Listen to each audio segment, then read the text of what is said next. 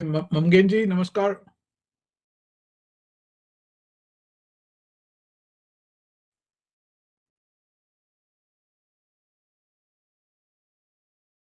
भाई साहब नमस्कार।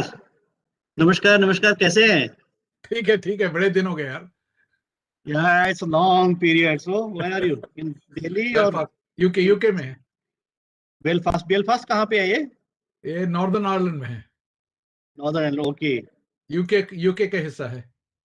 Okay, So great, great, great. it is Kashmir of UK. Oh yeah. So I am really happy to see you after long gap. We'll. I saw the email। तो मेरे normally classes होते हैं, तो आज मेरा कोई क्लास नहीं था। मैंने कहा चलो at least get a chance to connect with you and Kundu sahab. तो पिछली बार Great, मिलकर गए great, थे great. गोवा में।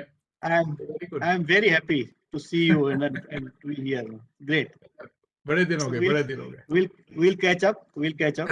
Definitely definitely. Okay okay okay, मुझे अपना वो जरा फोन एसएमएस कर देना। ठीक है। किसमें करूं मैं? आपका नंबर नहीं है मेरे पास।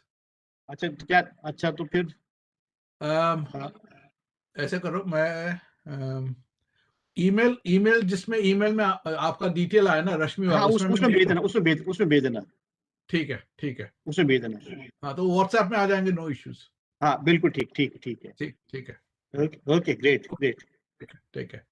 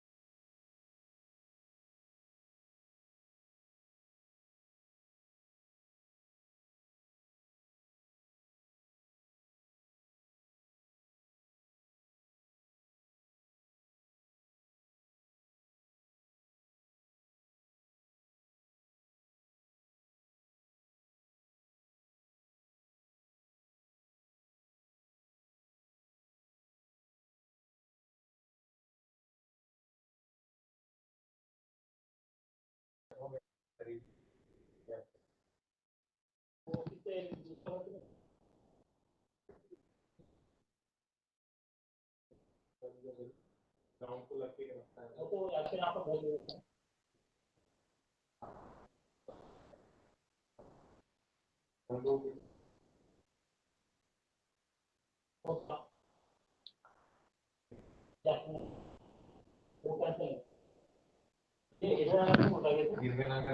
है ना तो नहीं नाना की बिल्डिंग में नहीं है नाना की बिल्डिंग के लिए अपन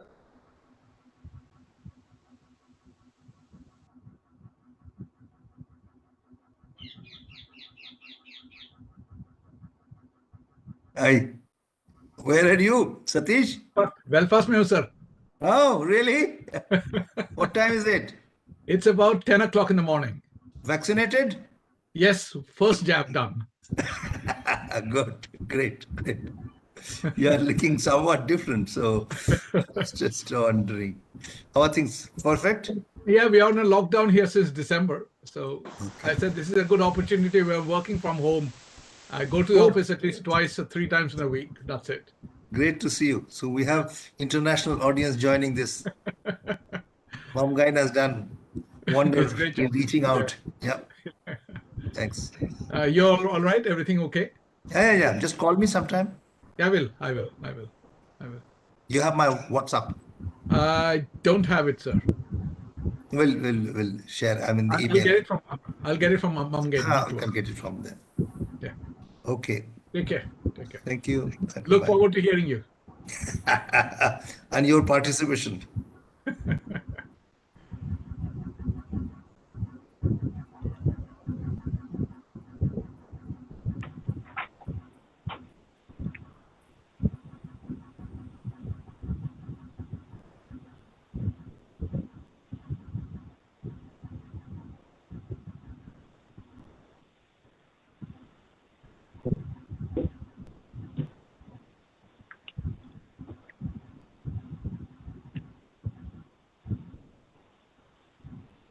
Guide, you are standing, you are looking very tense. No, sir. Well, one has to be in front of one's teachers. Good. So students will be always like this, You have some student physically present also? There are no, not here because the corona is now. So this is totally virtual. I mean, no one is totally virtual. People are present and partly virtual. Yeah, it's not like that. There are my units, some couple of people, 2-3 people okay, here. Okay. Yeah. Right. Not many people. Yeah. Okay, fine. Because the schools are closed today. Right. Yeah.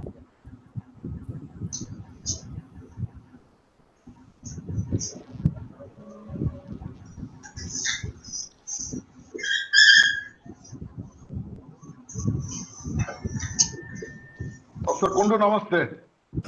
Good to see you. Das, how are you? My God. Here is Jimal. Yeah. How is Gujarat treating you? The corona cases are somewhat stable, going up marginally. Yes, but we are not worried. It's like one of those sardi jukam, But you don't have turn as yet for vaccination. Now they are opening up. No. I have taken the first dose. How did you do that? You are not 60. Sir, let me not declare my age on this front. In a public place. Okay. But but here, like both Gujarat and Maharashtra, it's the Covishield, which means that for the second dose you have to wait for a longer time, 6 to 8 weeks now. And in other parts, they have announced. I have a feeling they want to cover more people in the first phase. That's why we are postponing the second dose, because they want to cover the first phase. I think gives some kind of a protection. I don't know. But I think mainly people are like we are now sort of used to traveling less, for instance. Okay. So no one is looking for guests in the evening. So those things have become the new normal. Okay. But I'll give you one good news. Netherlands has much higher life expectancy, something like 85, 86, at least 15 years more than us. But my friend writes to me, he's 84. He got vaccinated and he said, my wife, who is 79, has to wait because her term will come after a few days. So they can't even vaccinate their 80 plus people. They don't have enough. That's true. And I'm told that in UK, Satish, it is really Covishield from India, which is Yes, it is a major. Covishield, and all of us have got it now. We are waiting for the second round with 6 to 8 weeks difference. And now they have started vaccinating the homeless people as well. Okay. Small difference. हाँ जीवन के कहते हैं आपने पेलो एक ही देखा था वैसे muting unmuting. Okay. So we are all ready. Chandrasekhar is here? Not yet.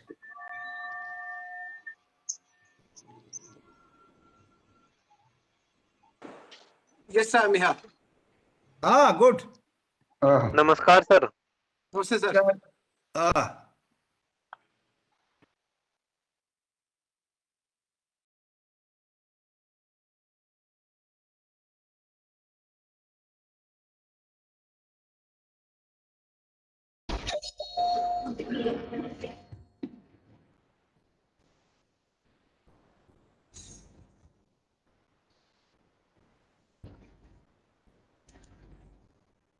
So,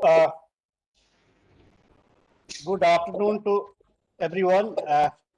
Could I start this program with the permission of Chair Sri Sanjay Prasad ji? Namaskar, Sanjay.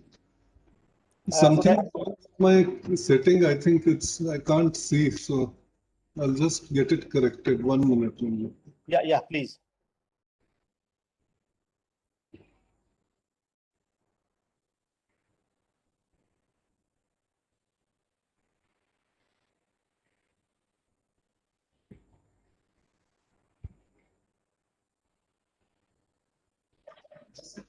આમાં વિડિયો નથી આવતા કમ્પ્યુટરમાં કોઈ છે કે નથી તો બોલાવો ને એમને પેલા આપતા જ નથી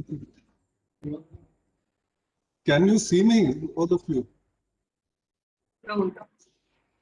Because I unmute કર્યા વિડિયો પણ ઓન છે કેમ નથી આવતા વિડિયો ઓન છે પણ આવતું નથી. Is that Indira Ben and Amita? Yes. Namaskar. કેમ આવતો નથી. That's why I'm saying we're very large Ahmedabad component here. આ જુઓ તો કેમ નથી આવતું. See the old institutional loyalties, Correct. ધાર્મિક છે કે નથી. We can, Jimal, we can have a deferred faculty meeting of GIDR. Yeah. Yes, true. 50% तो हो गया. Yes. Still, you are not visible, sir. Sanjay We are Prasad, sir. trying to correct it. Just 1 minute here. Okay. Some You screen can is not carry being on. seen. Okay. Ma'am, you can carry on because I'm just trying to. Okay. I'll start. Camera नहीं चलता तो एक second. So, very good afternoon to all of you, and welcome to this national webinar on combating pandemic and premature deindustrialization in India, a perspective on interlinked rural-urban development. This is being organized by S.R. Sankaran, Chair of on Rural Labour at National Institute of Rural Development and Panchayati Raj, Hyderabad. I welcome all of you, sir, and this is, I think, it's an important occasion for all of us today, because today we have almost completed 1 year of lockdown of the phase 1, and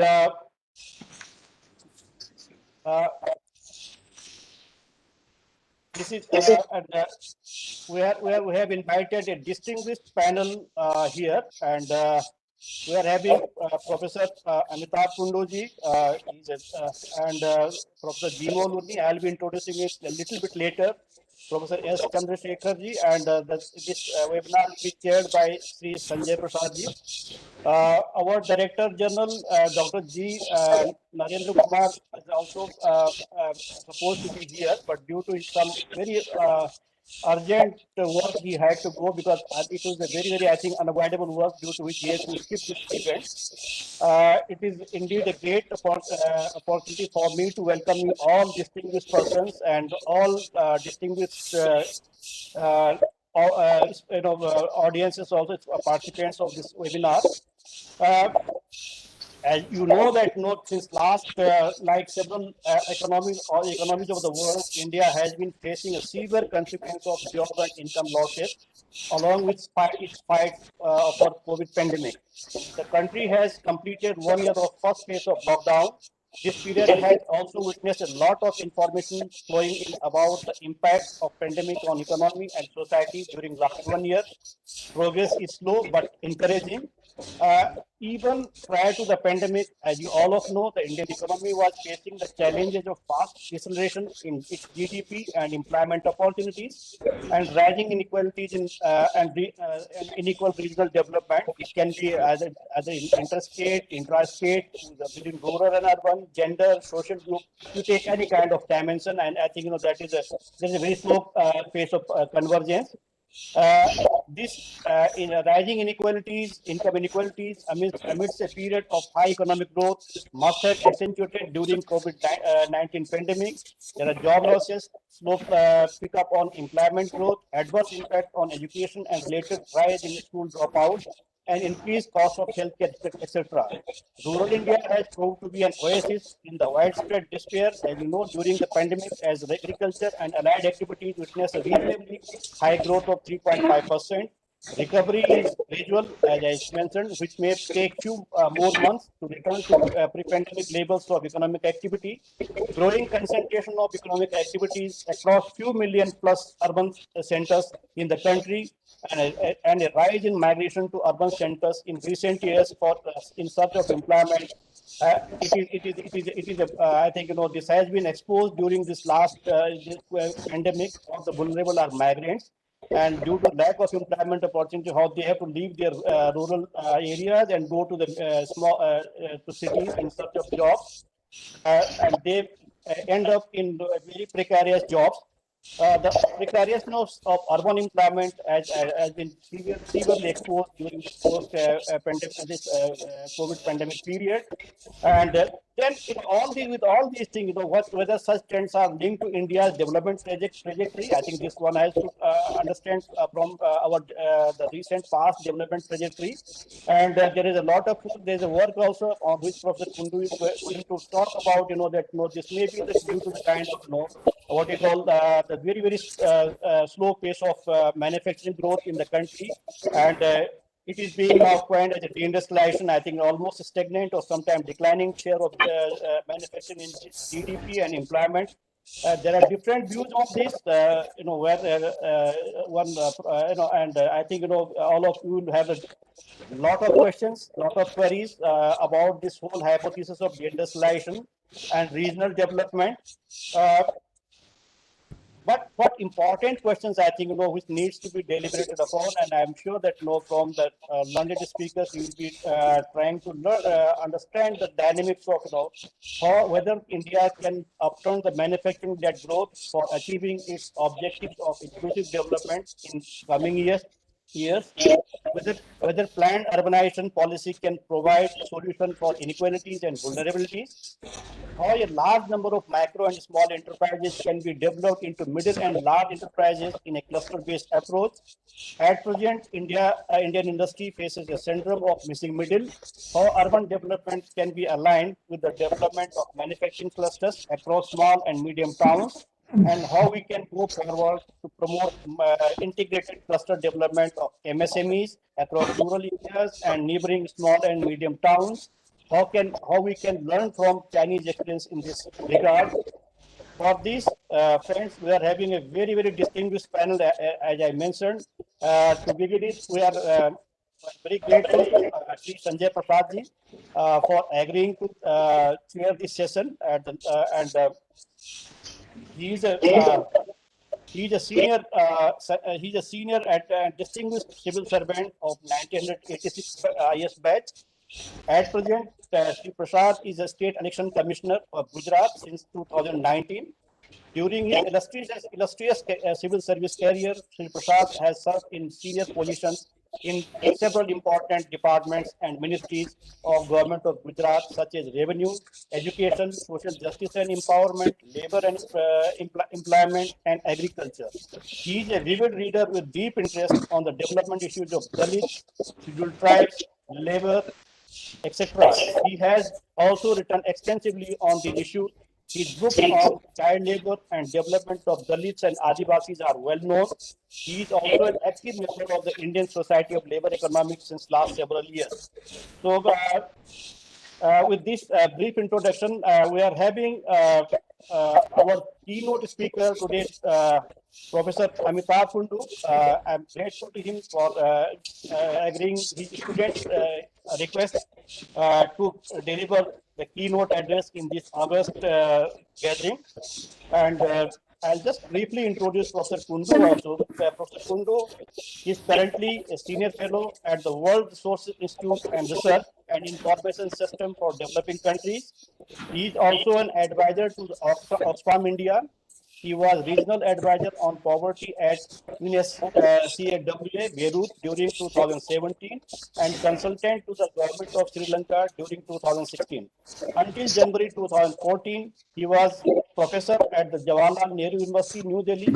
He has been the dean of the School of Social Sciences and has served as a member of National Statistical Commission during 2006-8. Currently, he is chairing committees of for national sample surveys at the Ministry of Labor and that of Rural Drinking Water and Sanitation. He is also chairperson of Samarthan, a large grassroots level institution working for the poor and vulnerable. I'm grateful to Professor Kundu for agreeing to our request, sir. We also have two distinguished panelists to discuss Professor Kundu's lecture. One is Professor Jimol Unni. Professor Jimol Unni is a professor of economics at Ahmedabad University. Earlier, she was a director at Institute of Coal Management, Anand, and RBI Chair Professor of Economics at IRMA. She was a postdoctoral fellow at Economic Growth Center, Yale University. Professor Unni is currently a member of the Standing Committee on Economics, Statistics, Ministry of Statistics and Program Implementation, Government of India, and chairperson of the subcommittee of the Standing Committee on Labor Force Statistics and Time Use Survey. Earlier, she was an international labor organization consultant and senior advisor to the National Commission for Enterprises in the Unorganized Sector, Government of India. She taught at the University of Ireland, Galway, and the Institute of Social Studies, The Hague. Her research interests are formal and informal sector, gender studies, education, social protection, and women entrepreneurship. She has 6 books and more than 50 articles in international and national reputed journals. Her forthcoming book is titled Women Entrepreneurship in the Indian Middle Class. We have another distinguished panelist discussant, Dr. S. Chandrasekhar. He is an alumnus of Delhi School of Economics and Pennsylvania State University. He is currently a professor at Indira Gandhi Institute of Development Research, Bombay. He was awarded the Mahalanobis Memorial Medal in 2016 by the Indian Econometric Society for his outstanding contribution to the field of quantitative economics. He has worked extensively on the issue of urbanization and internal migration in India. He coordinated the research initiative Shramik. In addition to migration, urbanization, and labor market outcomes, his recent work focuses on earnings and income inequalities in India. I also welcome all the distinguished participants of this webinar. There are very senior persons from Ministry of Rural Development, Ministry of Panchayat Raj, Ministry of Labor and Employment, Ministry of Micro, Small and Medium Enterprises, and Secretary of Tripura Government. We are having also very senior colleagues and fraternity, Professor Indra Hirve, Keshav Das, Amrita, and many other district, Satish Kumar from Belfast. I welcome all of you. With these few words, I hand over the mic to Sri Sanjay Prasadji, who will be chairing these sessions. Sir, it is over to you.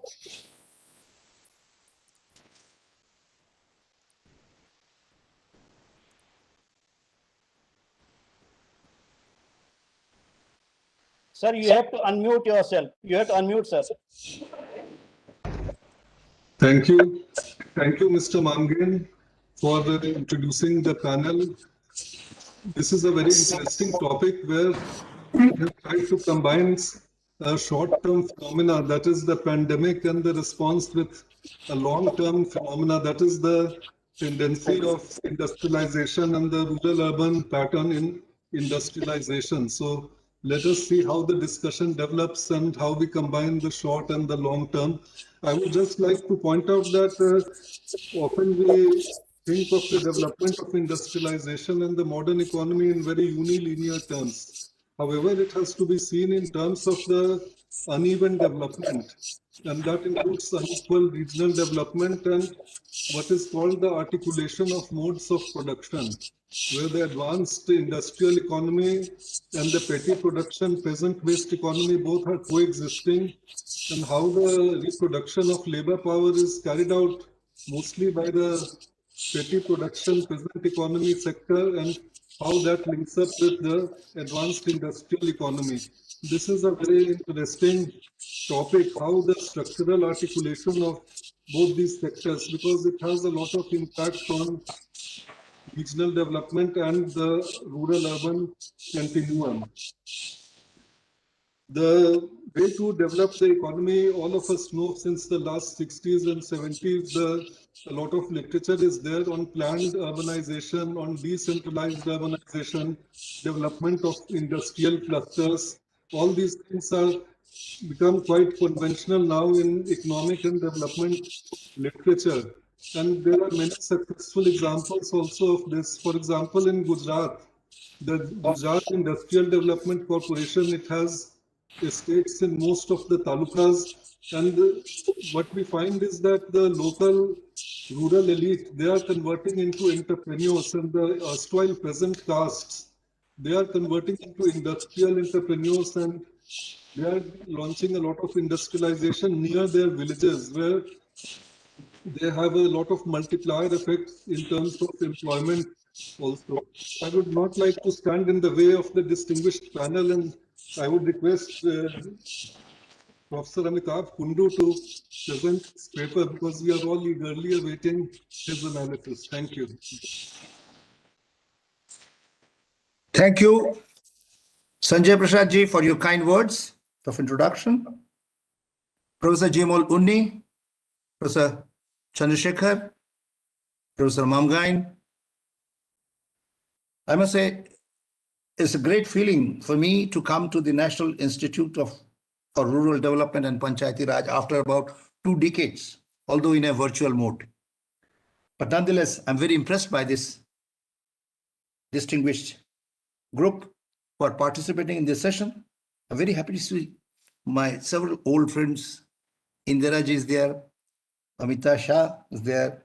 I saw Professor Ajit Singh, Professor Keshav Das, Professor Satish Kumar, and many others. It's really taking me into my memory lanes, and I hope things improve or we are able to interact physically in a more, more interactive way.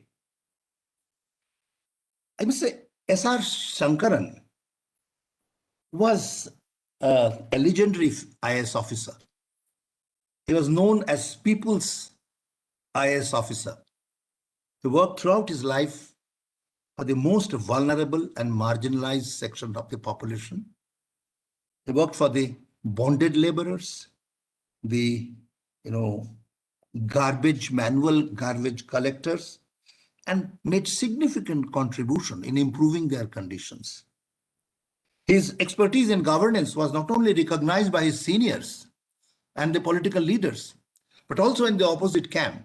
He was accepted as the interlocutor. He really led the discussion on behalf of the government with the extreme left wing, which led to really almost elimination of the extreme left group in Andhra Pradesh.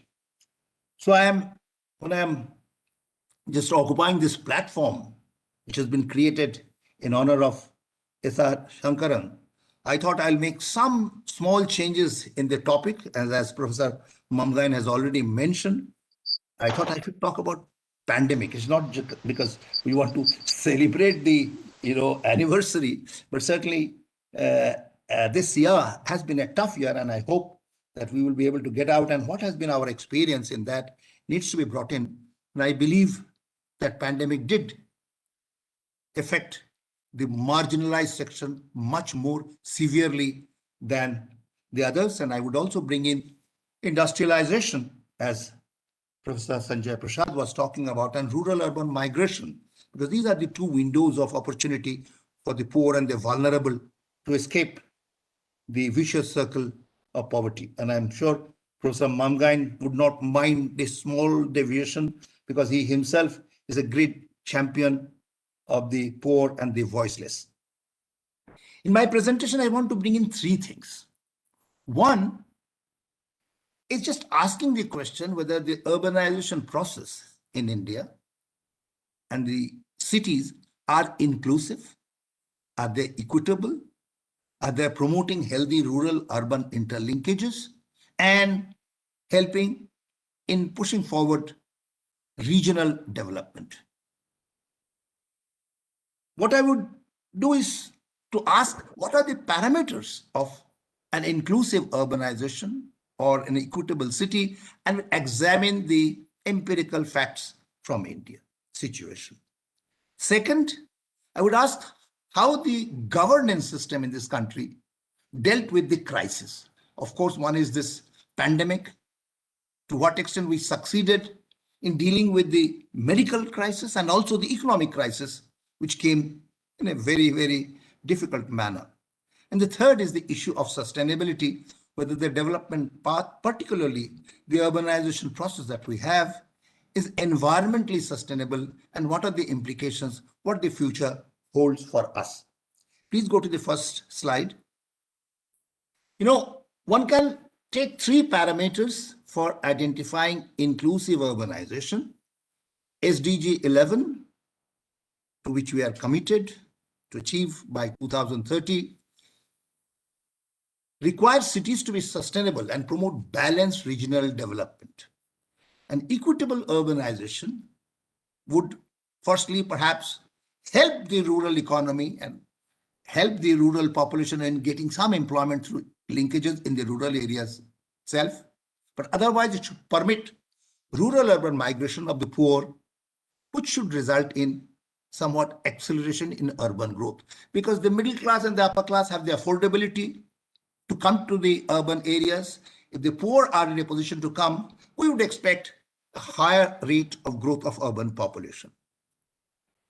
Rural migrants should be able to access the labor market and also the basic amenities in the towns and the cities. The other characteristic of inclusive urbanization is that rural peripheries get included within the city limits.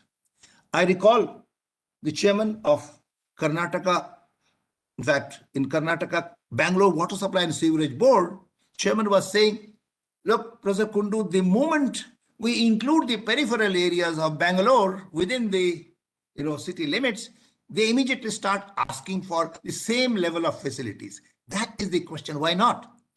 So basically, an inclusive urbanization and an equitable city should be in a position to cater to the neighboring peripheries and the large villages which acquire urban characteristics because of the built-up areas increasing and also because of the non-agricultural employment.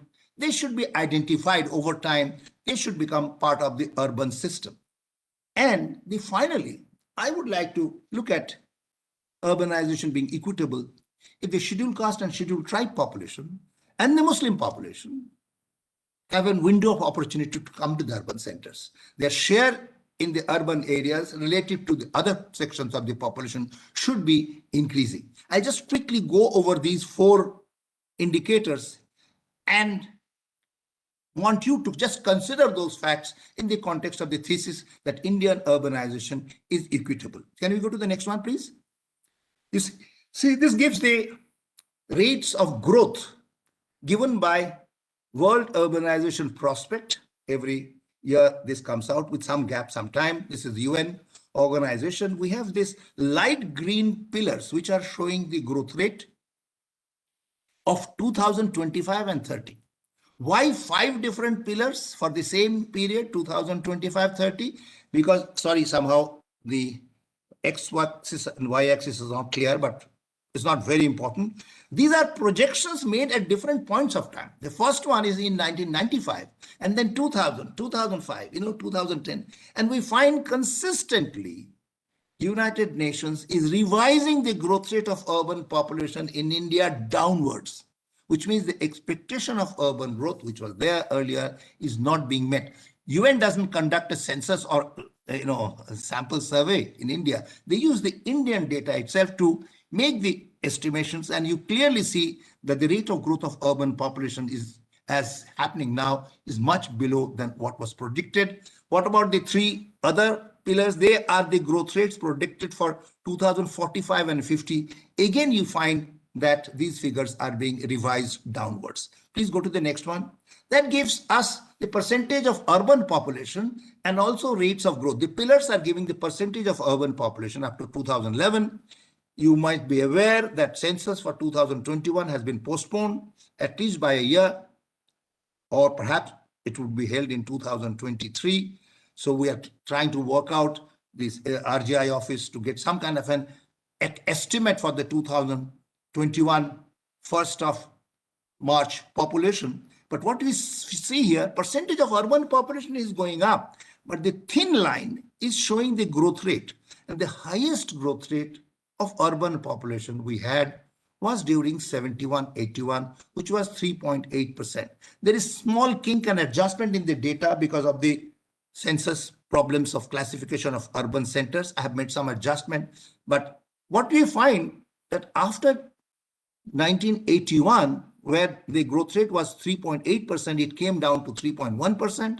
Then it came down further to 2.7% in 2001. And in 2011, the growth rate between 2001 and 11 is 2.7%. So there's been no increase in the urban growth in the recent decades. We have to see what happens next. Please go to the next one. The point is, are we including the peripheral areas? The World Bank came up strongly saying that if you look at the satellite image, you find much of the areas which are around the big cities are very much built up. They can be considered, and even taking an indicator of transportation time, they said that we'll build up an agglomeration index which can be taken as a proxy for urbanization. And in 2009-10, they estimated Indian quote-unquote urbanization level will be 52% compared to 28.7%, which was the figure for 2001. For Bangladesh, the same story. For Pakistan, the same thing. And for Sri Lanka, where I was asked by the Sri Lankan government to advise what to do with the low percentage of 15.7%, which they had estimated, because per capita income in Sri Lanka is much higher than India. And did some work, we suggested it will be somewhere around 40%, but World Bank itself had mentioned that Sri Lankan figure will be about 38%. China is slight revision upwards. Please go to the next one. You find that the yellow pillars are showing the World Bank's estimation of, in a way, quote-unquote urban population, which is much higher for India, for Sri Lanka, for Bangladesh, for Pakistan, than what the officially required figure is, which really means there is some kind of a reluctance on the part of the governance system to expand the boundaries and bring in. So there is lack of equity in the defining the urban centers and not extending the urban amenities to the peripheral areas. Now, as far as the new towns are concerned, I would like to mention that every census identified from 1901 to 2001, not more than 500 urban centers, but you find large number of villages satisfy the census criteria of population being more than 5,000 per square kilometer, density of 400, and 75% of the workforce being outside agriculture. They did satisfy that, but it's only in 2011 that Many of these villages, which should have been identified as urban even earlier, were included. And even then, there are a number of settlements which could be identified. So there has been some reluctance on the part of the governance system. Ministry of State government, urban development is a state subject. The Department of Urban Development have not really gone and identified the statutory towns. It is the census which has identified the census towns. Please go to the next one. The rate of migration in India has not been very high. This is the graph taken from Arvind Subramaniam's economic survey. You must be aware, for the first time, economic survey published a research paper, which should have gone to an international journal. Coming in economic survey created some problems because many researchers started asking whether they should use census figure of urbanization or economic survey figure of urbanization. Economic survey identified that 9 million people every year has moved from one state to another. That is based on the railway ticket sale by the unreserved compartment. There are serious problems in that. And we had a discussion after the report came in. And I think it was recognized that this methodology is certainly not very robust one, because if 9 million people are interstate migrant in a year, in a decade, there will be 90 million people. And by 2021, we have made estimation, interstate migrant can't be more than 80 million in any case, taking all periods together. So in a decade, 90 million people would be certainly, and it gives an impression which is erroneous. The chapter in economic survey says India on the move and churning. I think that comes from this kind of a data set, which I think very important methodologically, and one should explore the railway ticket data. But the impression that comes is certainly not in consonance with what we have from the census. The census shows, please go to the next one, that migration rate was not very high till 2001. You see, from 1971, even if you take 51, you don't find rate of migration was very high. Up to 2001, there was slight increase, 29% to 30%. That was also because of the female migration going up from 42% to 44.6%. But in 2011, yes, there seems to be some increase in the rate of migration, 30% going up to 37.5. But particularly, it is the women employment. There are employment opportunities for the woman, particularly in the lowest rung of service sector, has gone up, which has prompted many poor to bring in their families, and also female migration. But frankly, is that a very significant phenomenon? Please go to the next one. What I did quickly is to find out what is the contribution of net rural urban migration in the total increase in the urban population. Let me repeat. What I find is that during 2001 and 2011, the top figure, 90.2 million people is the increment in urban population. In 91-2001, total increment in urban population was 67.7 million. What is the percentage distribution? How much of this increase came from different components? You do find that net rural urban migration contributed 21% during 91-2001. But during 2001 and 11, the contribution of net rural urban migration is 16% only. Whereas the contribution of new towns has gone up from 6.2% to 31%. I did mention that in 2011, partly because of census activism, but partly because of identification of the large villages as urban centers, you do find that the share of the new towns in the total incremental urban population has gone up. But migration, there is not much of increase, at least coming up from here. There is a decline. Please go to the next one. We ask this question.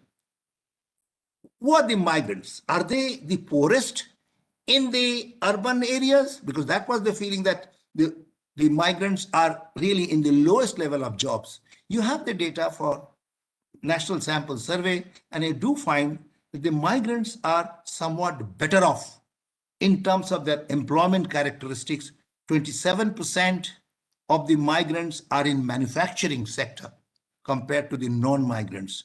11% of the migrants are in public services, 16% are in modern services, and the figures are higher than non-migrants. By the way, migrants are defined not by just 1 year or 10 years. This is the lifetime migrants, which means anyone who has resided at any other place for more than 6 months is a migrant by place of last residence. And you do find that the migrants are, in terms of economic activities, they are better off. Please go to the next one. Next one shows the consumption expenditure for migrants and non-migrants. Can we go to the next slide, please? And you do find that the migrants are better off as compared to the non-migrants. Is there any problem in shifting?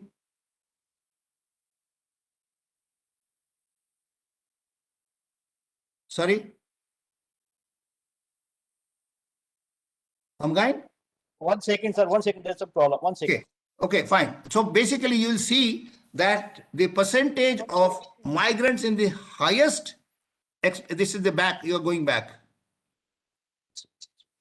You do find that in the higher expenditure categories, there are more migrants, and in the top 10% of the migrants have a much higher level of consumption expenditure as compared to the lower ones. So basically, the point I'm making from this analysis of the data is that as far as the migrants are concerned, yes, this is the one. You do find the darker ones are showing the monthly per capita expenditure of the migrants. They are higher than that of non-migrants, and there has been an improvement over time. So basically, one can say that the nature of migration is changing over time. It is not the poorest of the poor who are able to migrate. It is the middle income level, more skilled people. If you look at the educational level also, you do find migrants are somewhat better off. Again, if you separate out by year duration, you do find that even with 1 year duration, you do find there is a slight advantage of the migrants over the non-migrants. But certainly if you take the lifetime migration, that is place of last residence, you do find there's no evidence that the poorer sections of the population are able to migrate now into the urban areas. Please go to the next one. Next one shows the migration of the poor and vulnerable sections of the population, scheduled caste and scheduled tribe population. And you do find that percentage of scheduled caste population in the urban areas is low. Only 10% of the scheduled tribe population are urbanized. What is the average for the country? It is 32%. 32% of the Indian population in 2011 lived in urban areas. But only 10% of the scheduled tribe population lived in the urban areas. Only 20% of the scheduled caste population lived in the urban areas. Please stay here. And as far as the Muslims are concerned, against the national figure of 32%, 40% of the Muslims are in urban areas. Why? Because of the history, Sultanate, Mughal Empire, they're all in the big cities, and there are conversion also in the big cities. But what I'm trying to point out to you, that while the index of urban concentration shows that scheduled caste, scheduled tribe population have lower share in the urban areas, but is it improving over time? 0.28 going up to 0.32. That means it is less than the average, but it is improving. Similarly, for scheduled caste population, there is some improvement. But as far as Muslims are concerned, you do find it's more than one. That means percentage share is 40%, more than 32%, but it is going down. As far as the rural-urban migration of scheduled caste and scheduled tribe population is concerned, this is slightly higher than the average, but it is less than the upper caste Hindu population. The rural-urban migration is less for scheduled caste and scheduled tribe than the upper caste, but Muslims, there is a decline in the rate of migration from the rural to urban areas significantly. Please go to the next one. And this is very interesting. You do find, I did mention that 40% of the Muslims live in urban areas, and there has been a jump between 2001 and 2011 in the urbanization rate for the Muslim population. Do you know why it is so? Basically because of the new census towns. The new census towns, largest number are in West Bengal. Now the West Bengal politics is also focusing on this, religious divide. The number of new towns are very large, much larger than Kerala. Kerala is number 2. But in both these states, the new census towns and also statutory towns have a large percentage of Muslim population. And that's the reason why this 2011 census, which has identified 3,000 new urban centers, and many of them are in West Bengal and Kerala, are recording high increase in the Muslim population. But I looked at the level of basic amenities in these new towns, the census towns and the statutory towns which have been identified in 2011. You do find that the level of basic amenities is much worse than even class 4 towns. In fact, Registrar General of India has said that these are almost like slum, the entire town which have been identified. So this is something that I wanted to just bring to your notice, that Indian urbanization, to say it is equitable, inclusive, and it is promoting healthy rural-urban interaction, we need to examine that position with much greater empirical detail. We go to the next one, please.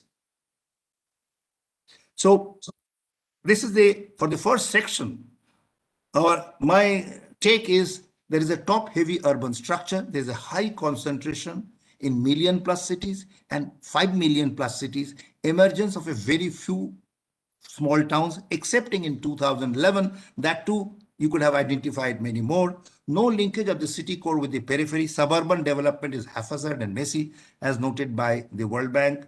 There is a reluctance to include the new towns and peripheries in the urban fold.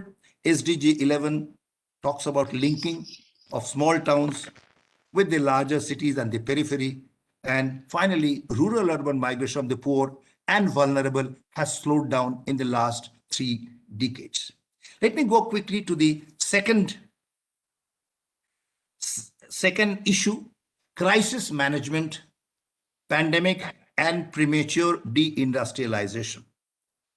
I recall about a year back, I got a call from Niti Aayog from the highest level saying, Dr. Kundu, you have been working on migrants. Can you tell us, these people are losing their jobs. What are the industries? That was last week of March in 2020.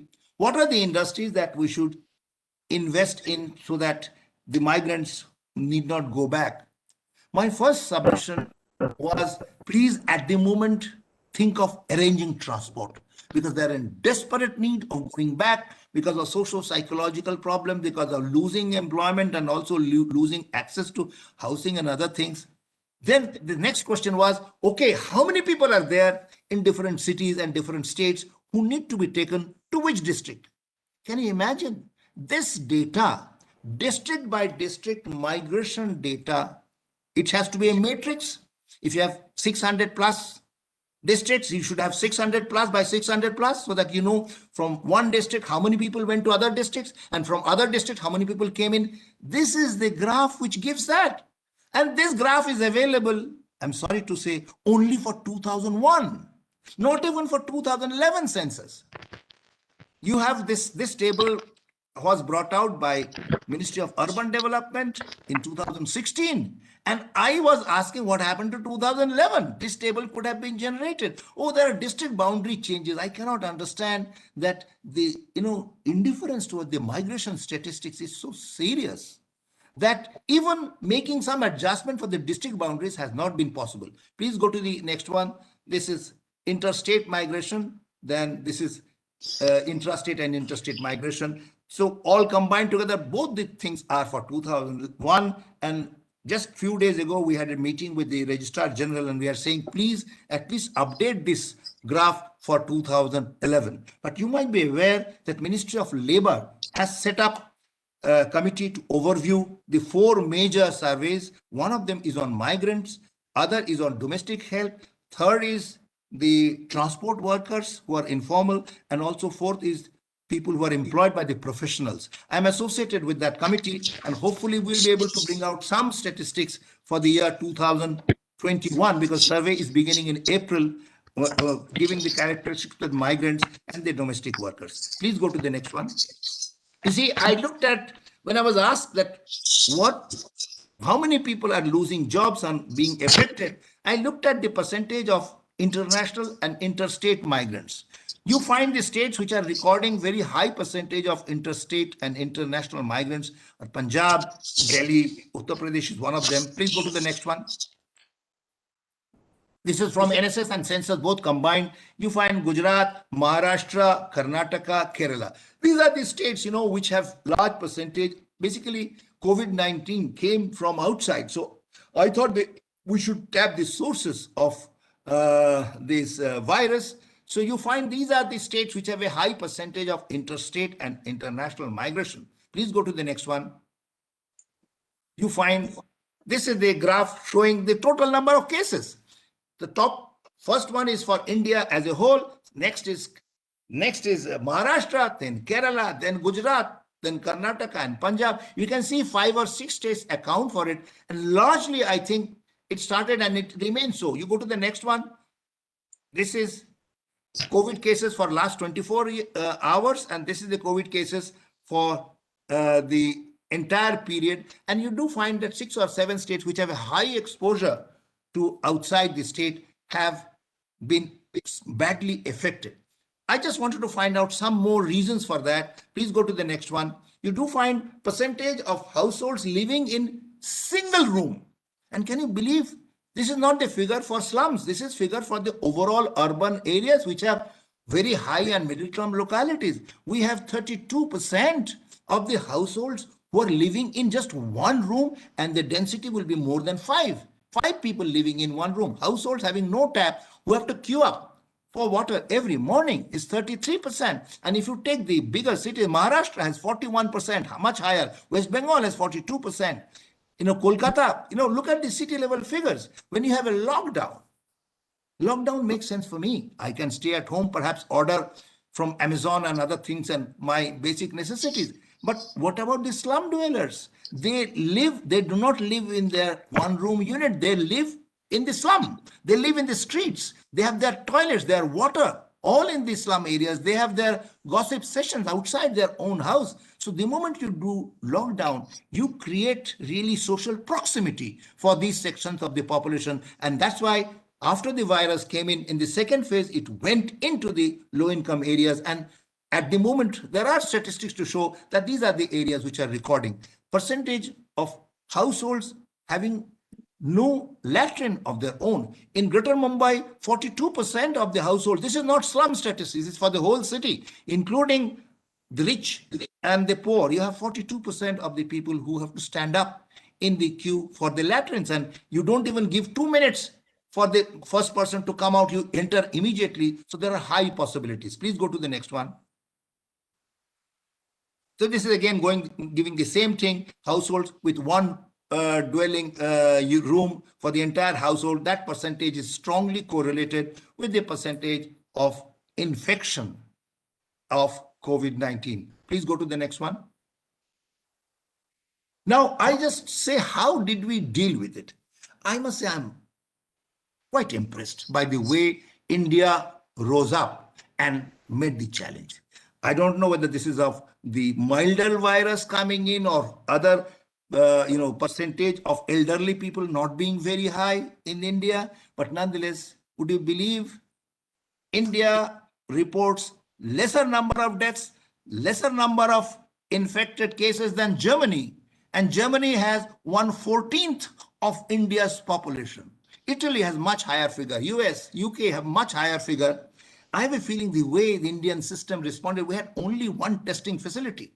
And I can tell you, yesterday I was walking and you find in every metro station, there is some testing going on for the COVID. So I think we have responded reasonably well.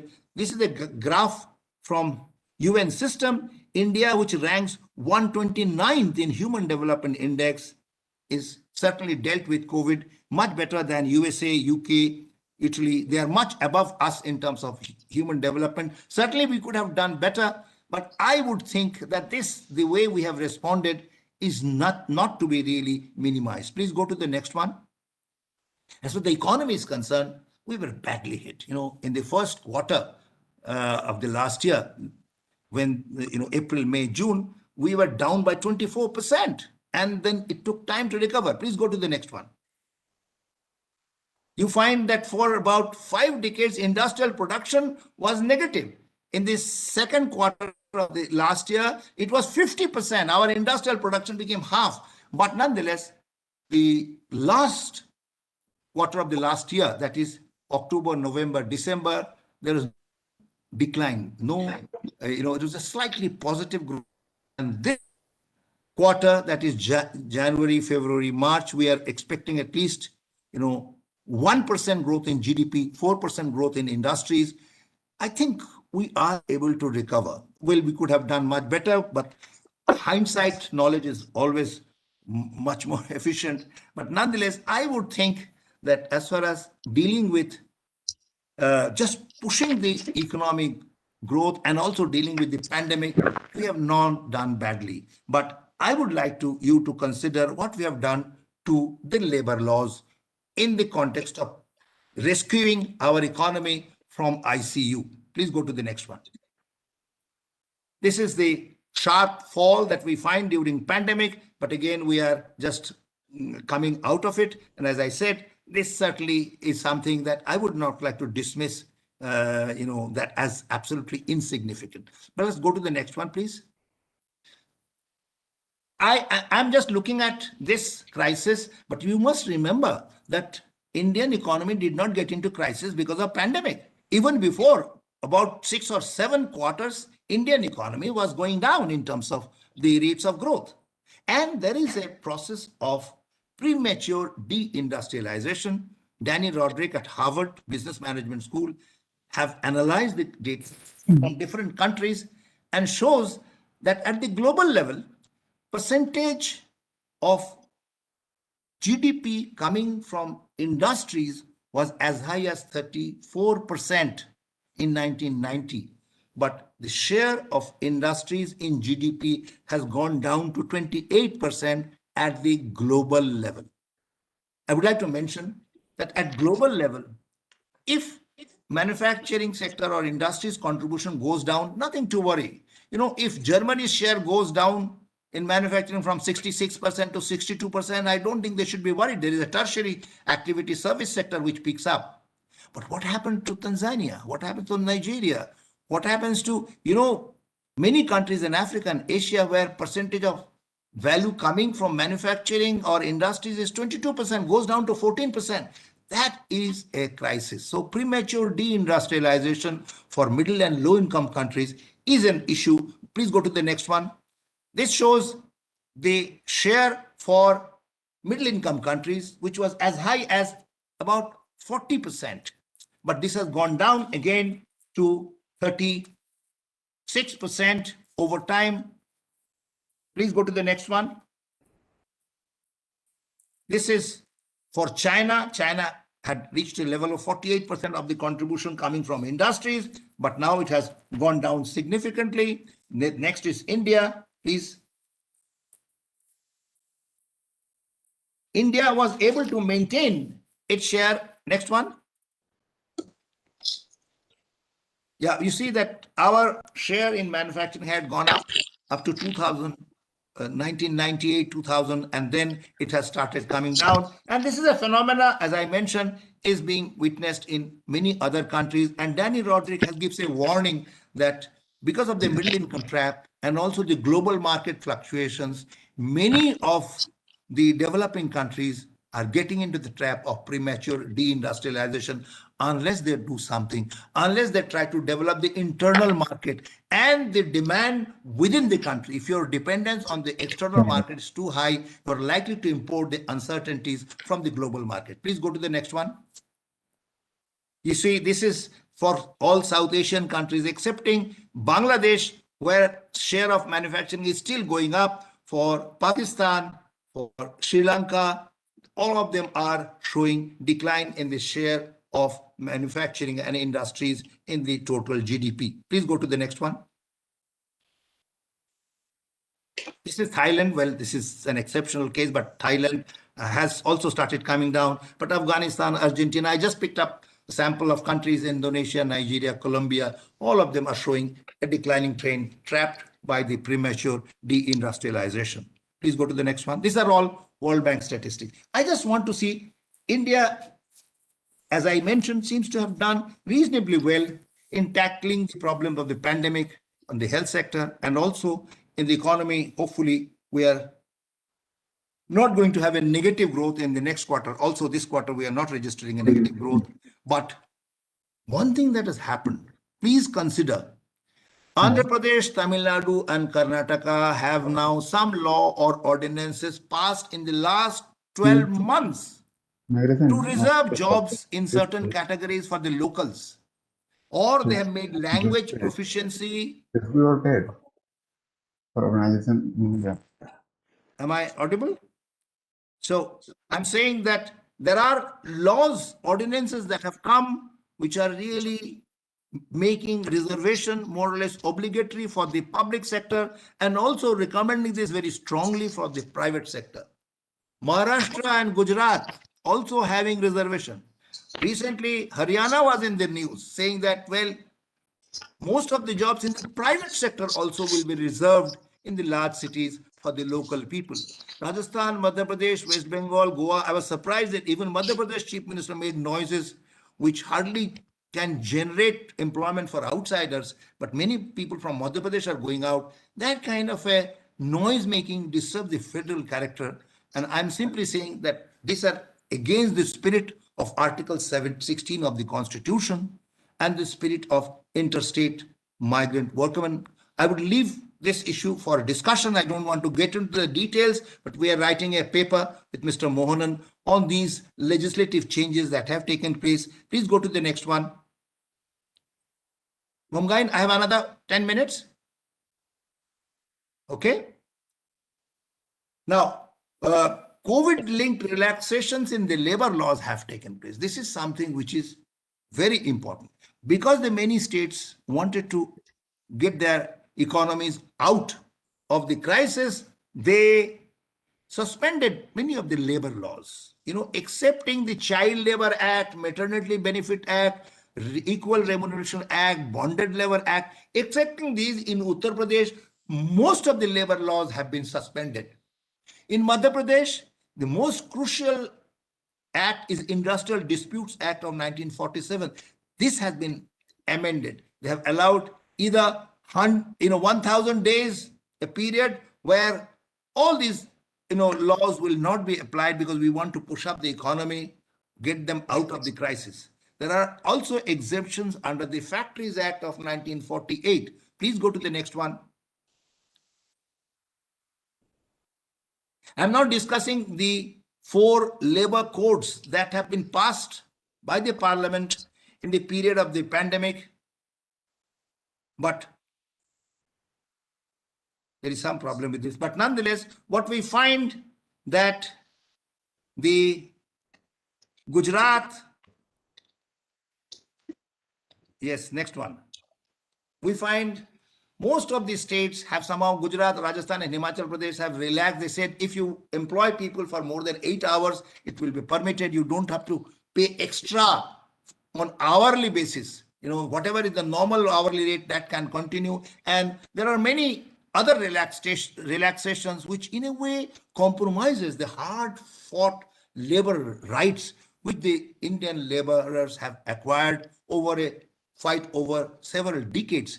And certainly in this period of 1 year, many of them have been compromised. I don't want to look at the codes, labor codes that have been introduced.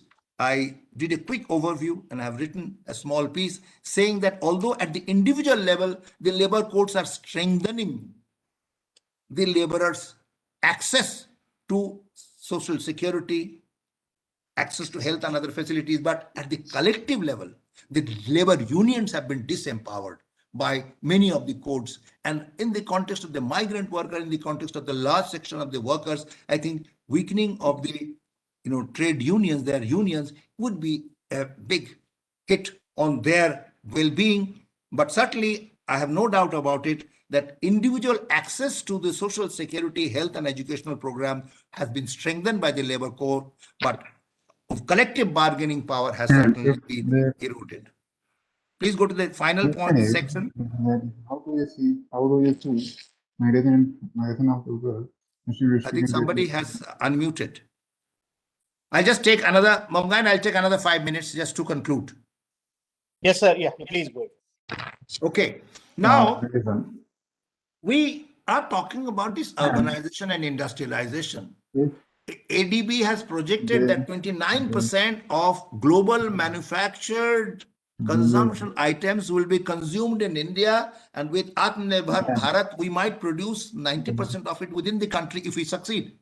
What would happen to environmental issues, energy consumption, and emission of CO2 or other greenhouse gases? Please go to the next slide. Go to the next one.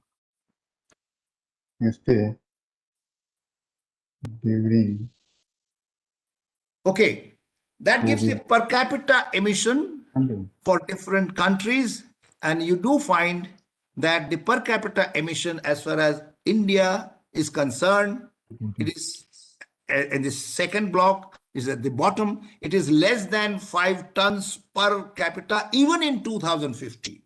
At the moment, it is between 1 and 2 tons per capita. China is slightly higher. It's about 4 tons per capita, but it's rising very sharply. In case of India also, it is rising sharply.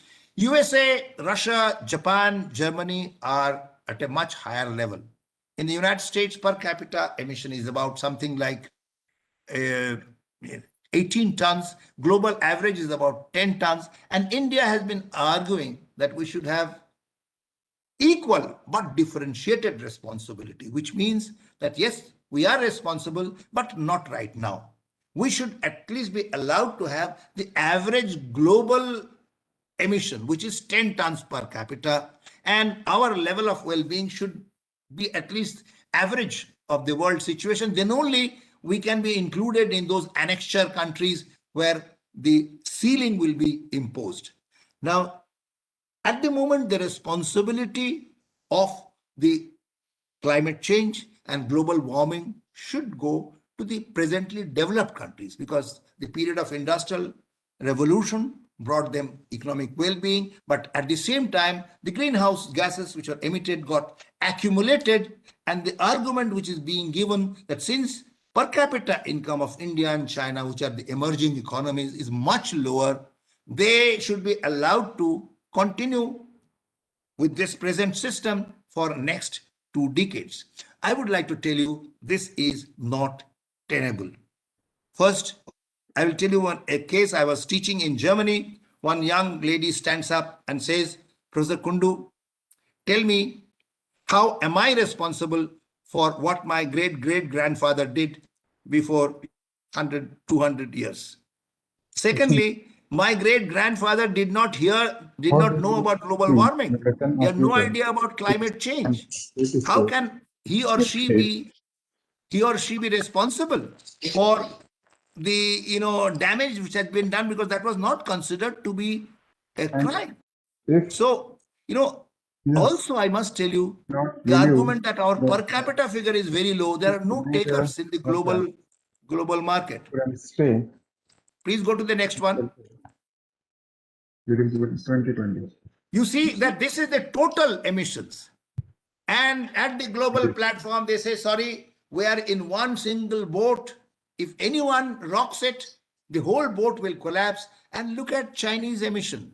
At the moment, it is less than that of Europe and USA, but it is rising sharply. In another 10 years, the total emission of China is going to exceed, and total emission of India also would exceed that of Europe in another 20 years. So if you say that the whole world should come to the average of 10 tons per capita, the world is finished. Take the total global population of India and China, multiply by 10 tons, the emissions is going to be enough to destroy 2 Earths. So you have to really address this issue. You can't say, sorry, we should be allowed to reach the level of the global average. While we should be trying to say, yes, we should have relaxation, because our many SDG goals are not yet fulfilled. Poverty eradication, hunger, basic health, education, these are also important SDG goals. They have to be reached. And that's why we should always plead at the global platform for exemption, but at the same time, think about our lifestyle. There has to be changes in our consumption pattern. I remember in a UN meeting in Bangkok, one person attacked me by saying, sorry, the poor in India must have the benefit. But what about India's rich men, rich people who are buying 3-4 cars? Why should they be distinguished from the rich person in Germany or America who have 4-5 cars?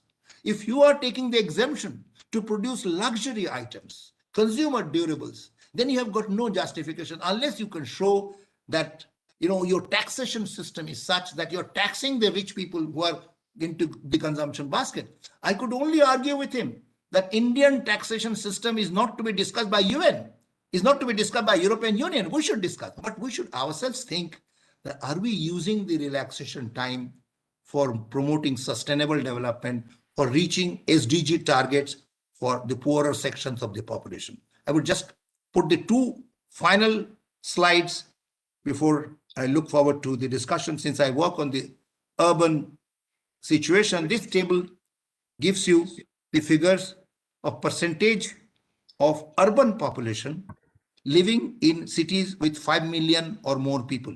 I would repeat, this gives the percentage of urban population living in 5 million plus cities. Please go to the next one quickly. Next one quickly. In Europe, we have 7.5, Africa 9%, less. What happened? So you can see that the percentage of urban population living in large cities is, yes, less developed countries, average is 15. Next. You find that in Asia, it is 23%. For India, it is 23.5%.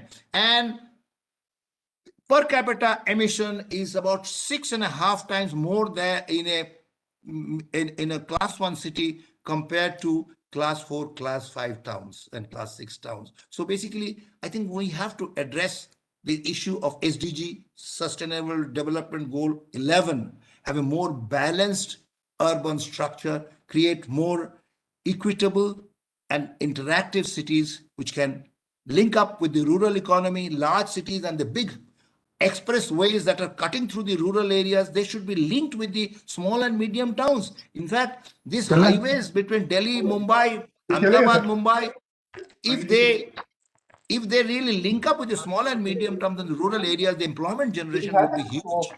And I think I must tell you, this is not an empty dream. Just the last slide, please go to the next one. This is the percentage share of persons in class 1 cities, which has gone up significantly over time, and share of small and medium towns have declined significantly. West Bengal, we find Calcutta's growth rate has gone down, but the overall situation is very alarming. Please go to the next one. This shows it is possible. India is on the rising part of the curve, which shows as your income level goes up, your per capita CO2 emission will go up. But we are at the verge of crossing that peak, and we are coming to a stage within the next 10 to 15 years. That was the prediction made by the technologists, that we will reach a situation where your increase in the income would not necessarily mean increase in per 1,000 rupees output, the CO2 emission. CO2 emission per unit of value added, per unit of GDP will not go up. And even the total CO2 emissions might start going down after a couple of decades. And I was discussing with Kirit Bhai Parekh before about a year and a half. He said, Amitabh, you look at the fixed cost, capital cost, the cost of storing the renewable energy sources, because storing is a major issue for the renewable energy. But he said, I'm not very hopeful that the renewable energy works out to be cheaper than the non-renewable energy. But when I met him recently, and I looked at some of the recent statistics on technological improvement, he was very optimistic. And he said, look, I think I was wrong.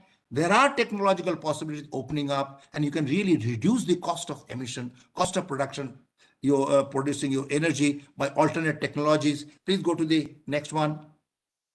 This is giving you the table, and it shows you that there are various technologies with gas turbine, open gas turbine, combined gas turbine. You find that the cost can go down.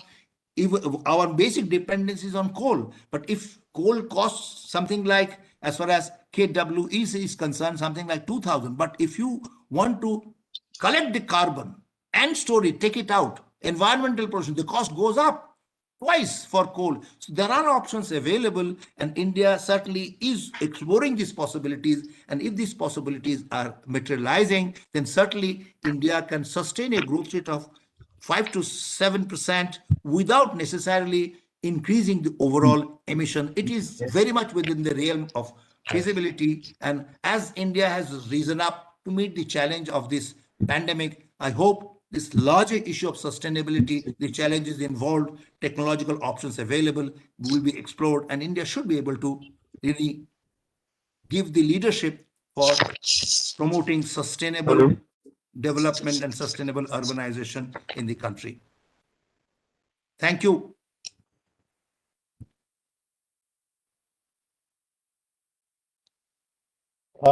Thank you very much, sir.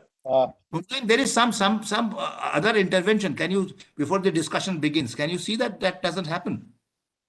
Or is that necessary? Somebody's... Someone with HP is the one whose audio is on. Hello. Just an announcement. Somebody's audio is on. May I request all participants to please mute their mics? There's a disturbance, and I think it is. Please, I request you to please switch off your mics. I'm muting myself for some. Yeah. Yes, sir. Thank you. Now, with the permission of chair, may I invite Professor Jimo Luni to speak and reflect upon Professor Kundu's keynote address. Professor Jimo Luni.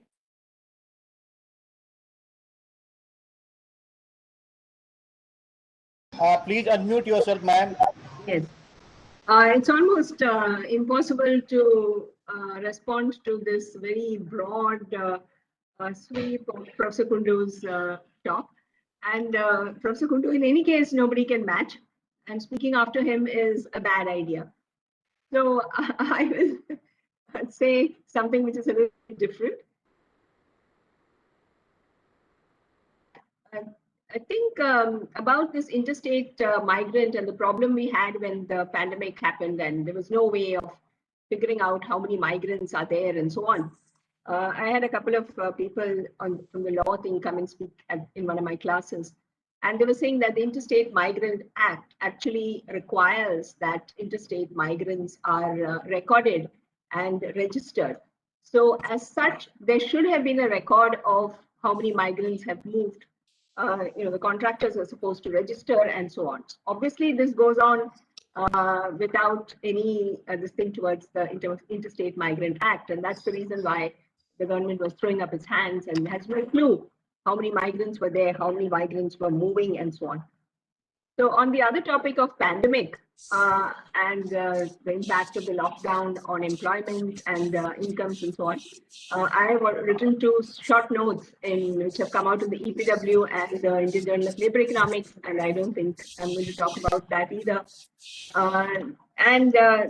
We also did a survey in low-income housing colonies here in Ahmedabad immediately after the strict lockdown. And we came across exactly what everyone else did, in the sense of loss of employment, loss of income, being paid less, and so on. And we have statistics on that, but I'm not going to disclose that with you. But the other thing that was interesting there, we also looked at to what extent the stress of the coronavirus and of the loss of income and loss of jobs, what it did to domestic violence. So we have a paper which is in we're trying to put it up for publication. And we also try to prime them questions to see if the male was under stress, what was the attitude towards domestic violence, or if the female was under stress, what is the attitude to domestic violence. And we found that it was the women who condoned the domestic violence much more than the men. So it's a little bit of a sad kind of conclusion that we got.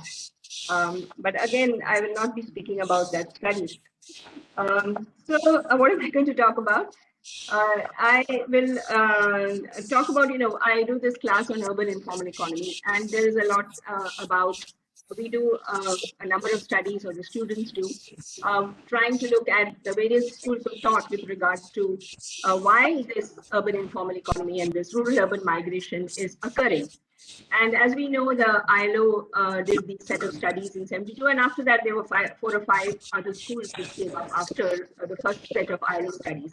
But in the ILO studies, there was one which I think they call the Burroich model, where they make this point that one of the ways to deal with this is to reduce rural-urban migration, and to do that is by improving the rural situation in terms of economic activities, basically. So I take my cue from there because that also helps in one of the points that Kundu was making about the peripheral areas and the small towns and so on. Within these areas, what kind of economic activities are possible, which could then reduce the burden and the congestion of both residential and economic activity congestion in these larger cities, and like he says, 1 million, so those top class 1 cities and so on and so forth. So basically, I will be talking about one of my favorite topics, which is boosting the need to boost women's activities in rural areas and in the periphery of the rural areas, of the urban areas. All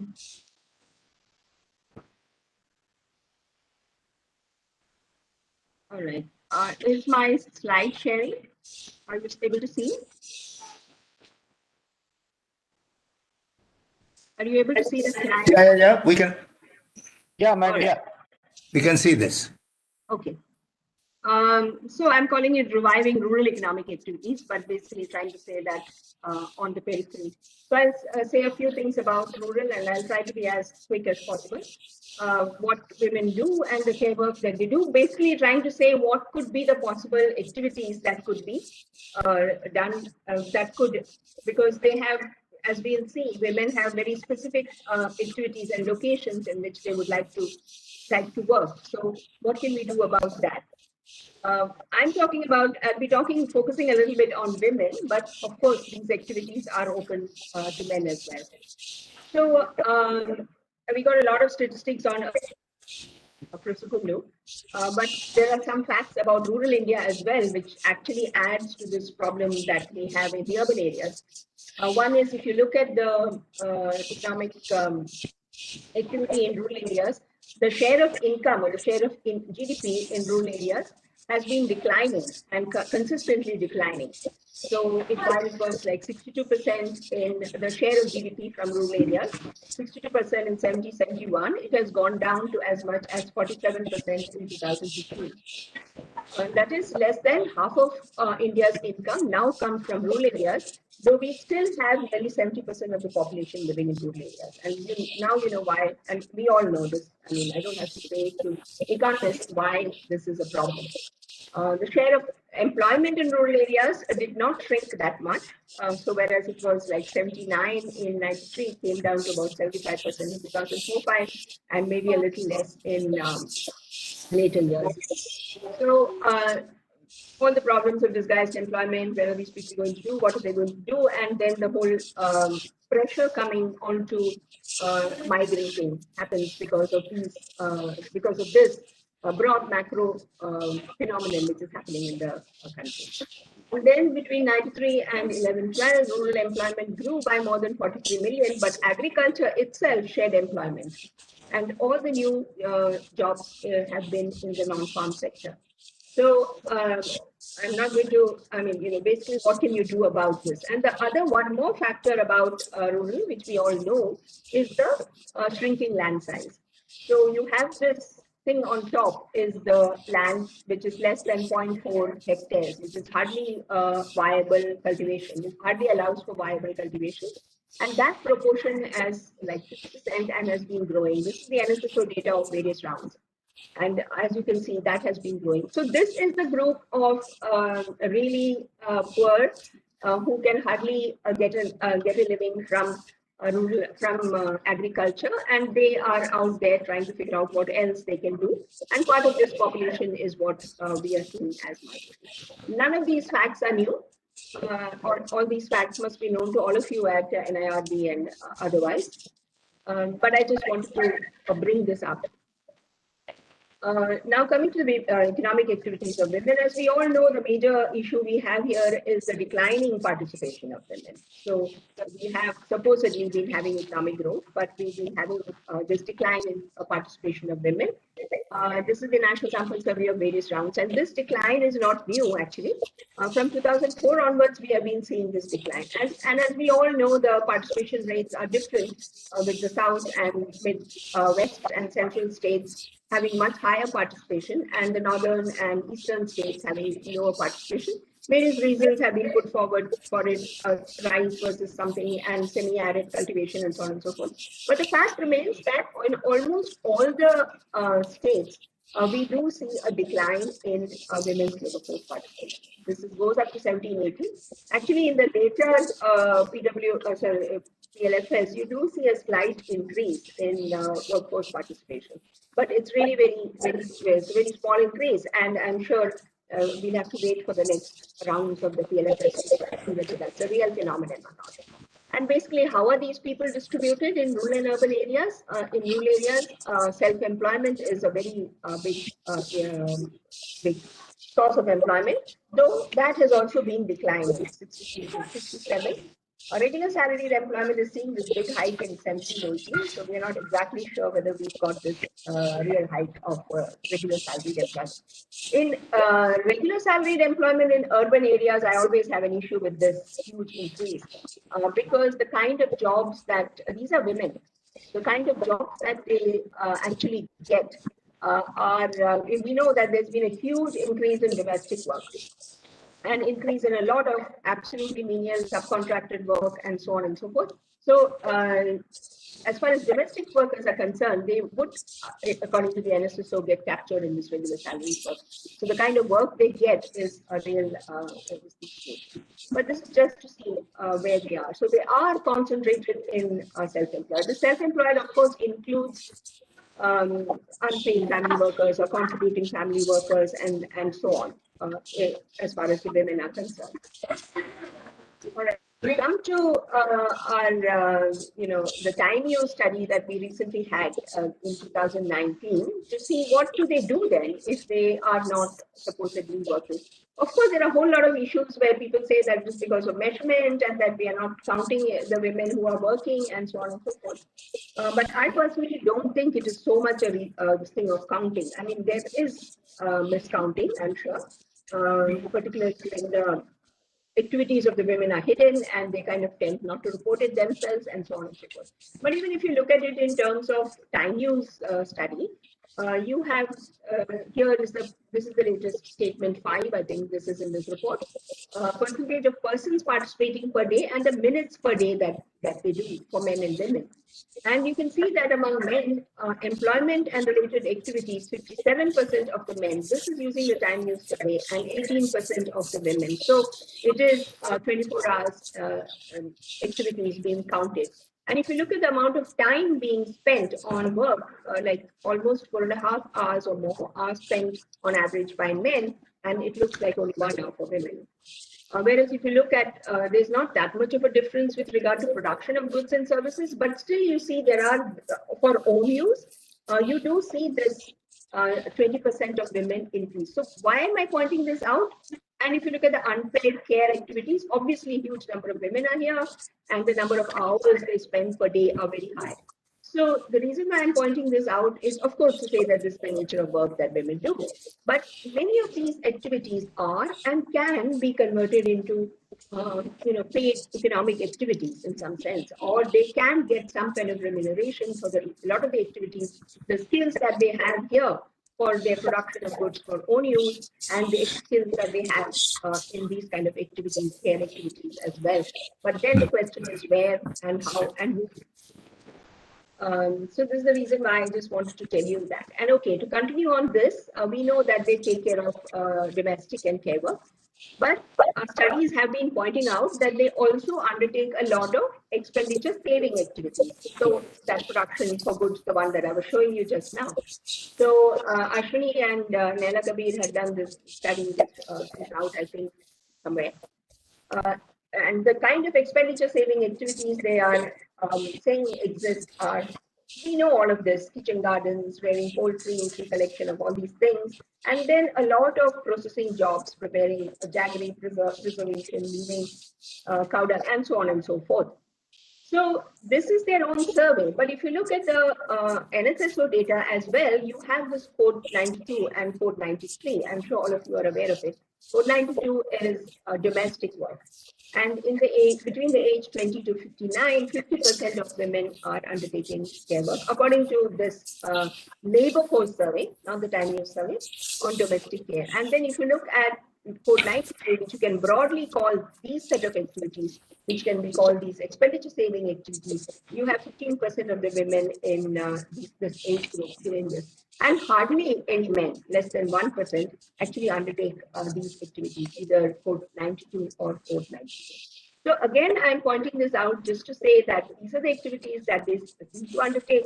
They don't seem to be get paid for it. These activities can get converted into activities that can create remuneration, jobs, and so on, so that they don't necessarily need to go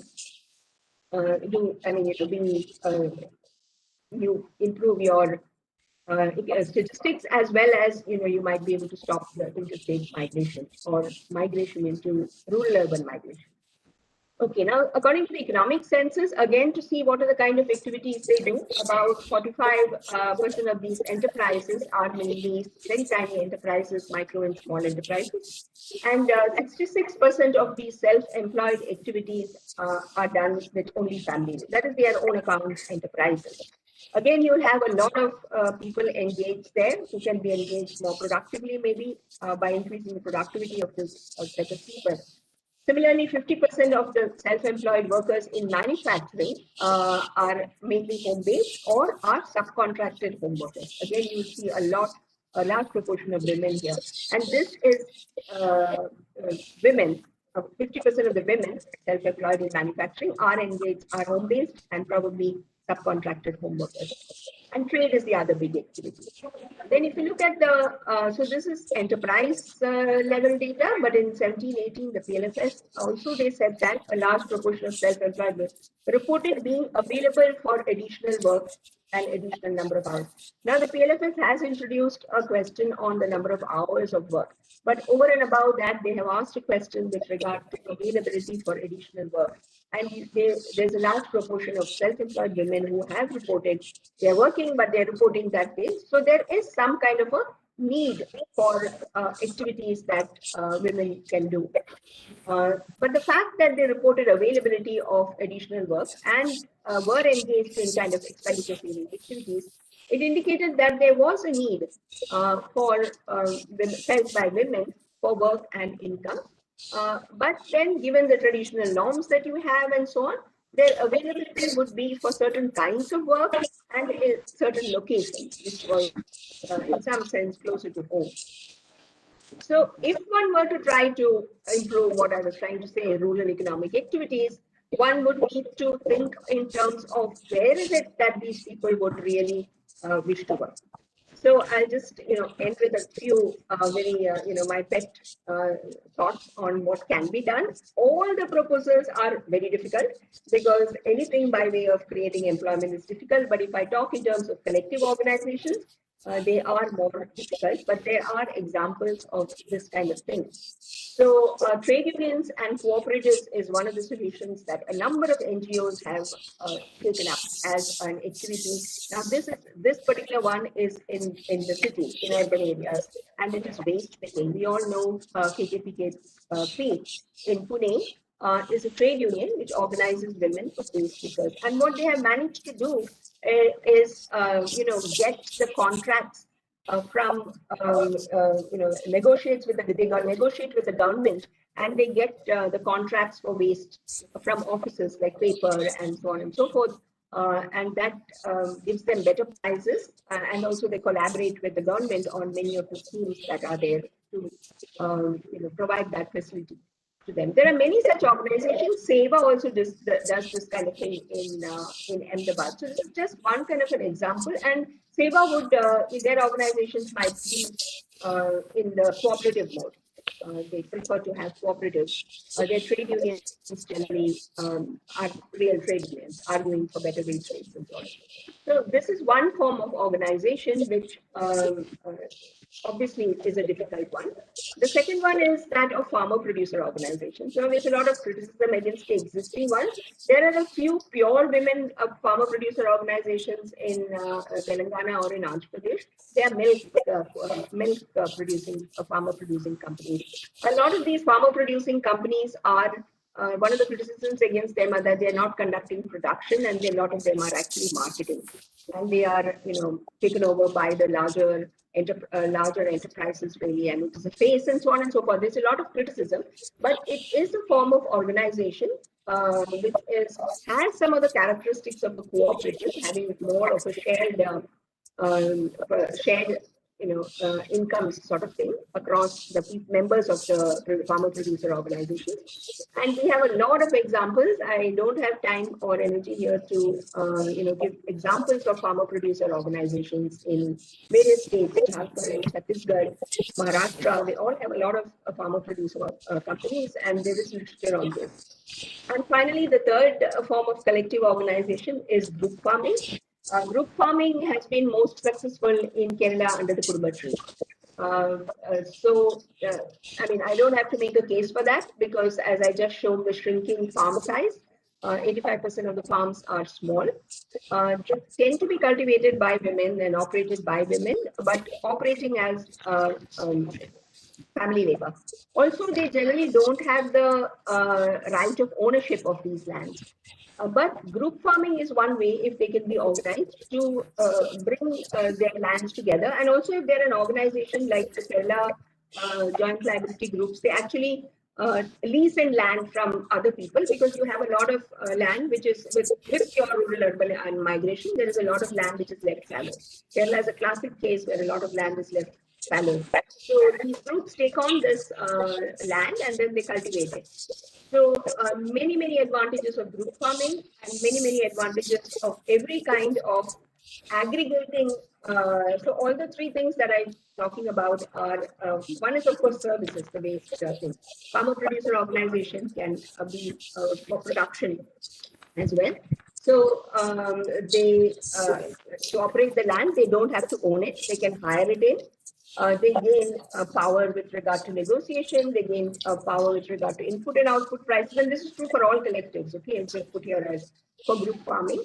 It increases their strength to be able to get credit and financial resources. And it also, over time, helps the women to overcome some of the social restrictions which are on them with regard to mobility, because as they do, their capacity to move and to meet people and so on increases. And it brings women leadership to the fore. As I said, this is true of all the collectives. So group farming in Andhra Pradesh and Kerala. Kerala was the one which was successful. It continues to be. And as you can see at the bottom here in 2000, this is Veena Agarwal's work. In 2016, there was 61,000 so-and-so joint liability group farming enterprises. And there were like this many, which is like 2 million women cultivators engaged in this program. The Andhra Pradesh program, which started in 1993 under the Mahila Samikya program, and was funded by the UNDP, kind of folded up because it was funded from outside and the funding stopped, and so it didn't do very well. In the Kerala one, of course, there's a huge organization, the Kurma Tree, which supports it, and it gets support from the state planning, from NABARD, and so on and so forth, and that is one of the reasons. But I have visited many of these, and the energy there is quite something different, and it's not going to fall down because the government will change or anything like that. And they have a terrific structure, three-tier structure there for group farming, organized under these community development centers under the Kurma Tree. And then in 2015, they got linked to the NABARD scheme for a bank credit, which helped them again a lot. and of course the political will of the state of Kerala.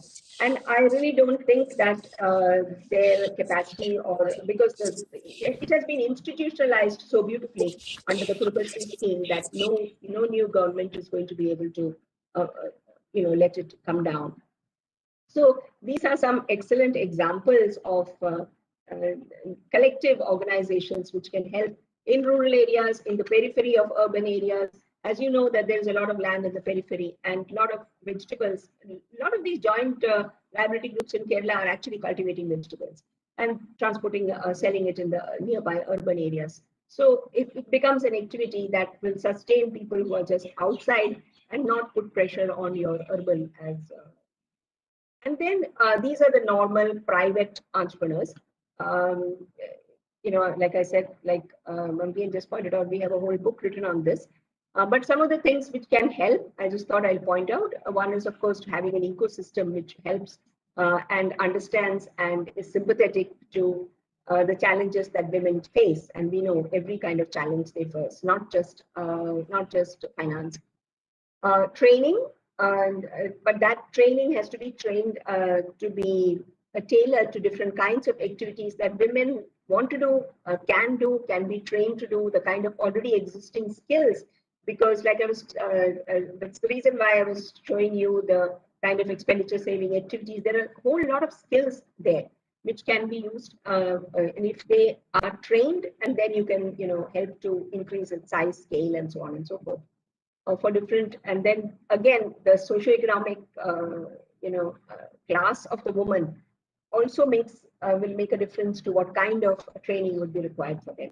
Mentoring is another thing. There are a large number of studies which show that women entrepreneurs who have had mentors, in some sense, help for them to grow. And the mentorship can be institutionalized in some sense by using the local chambers of commerce. Again, there are a number of examples in Hyderabad and so on, where they actually do this, encouraging women entrepreneurs, so that the women entrepreneurs feel free to approach and get advice and help from these mentoring organizations and women involved in that.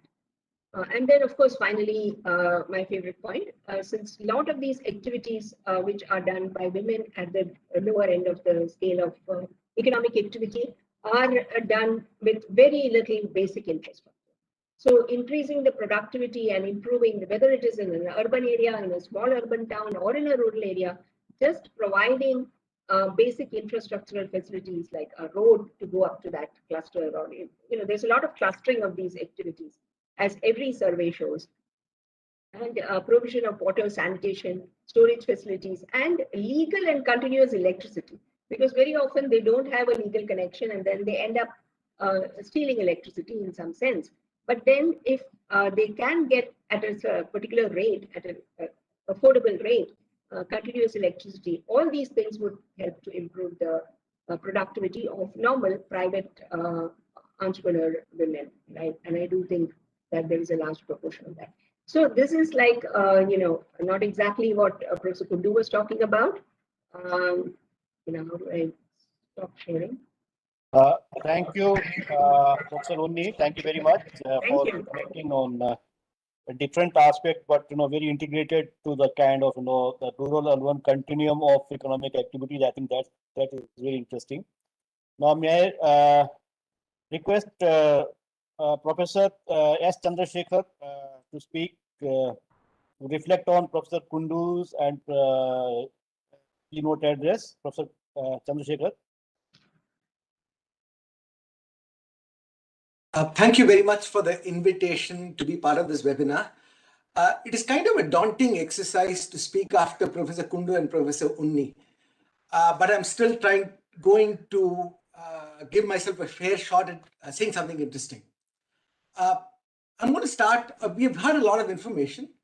For all those of you who, I have this favorite pastime with a few colleagues of mine, where we actually document which Hindi movies or Bengali movies or Tamil movies, the languages we follow, document which problem. Okay, my slide is visible, right, Professor Mamgen? Yes.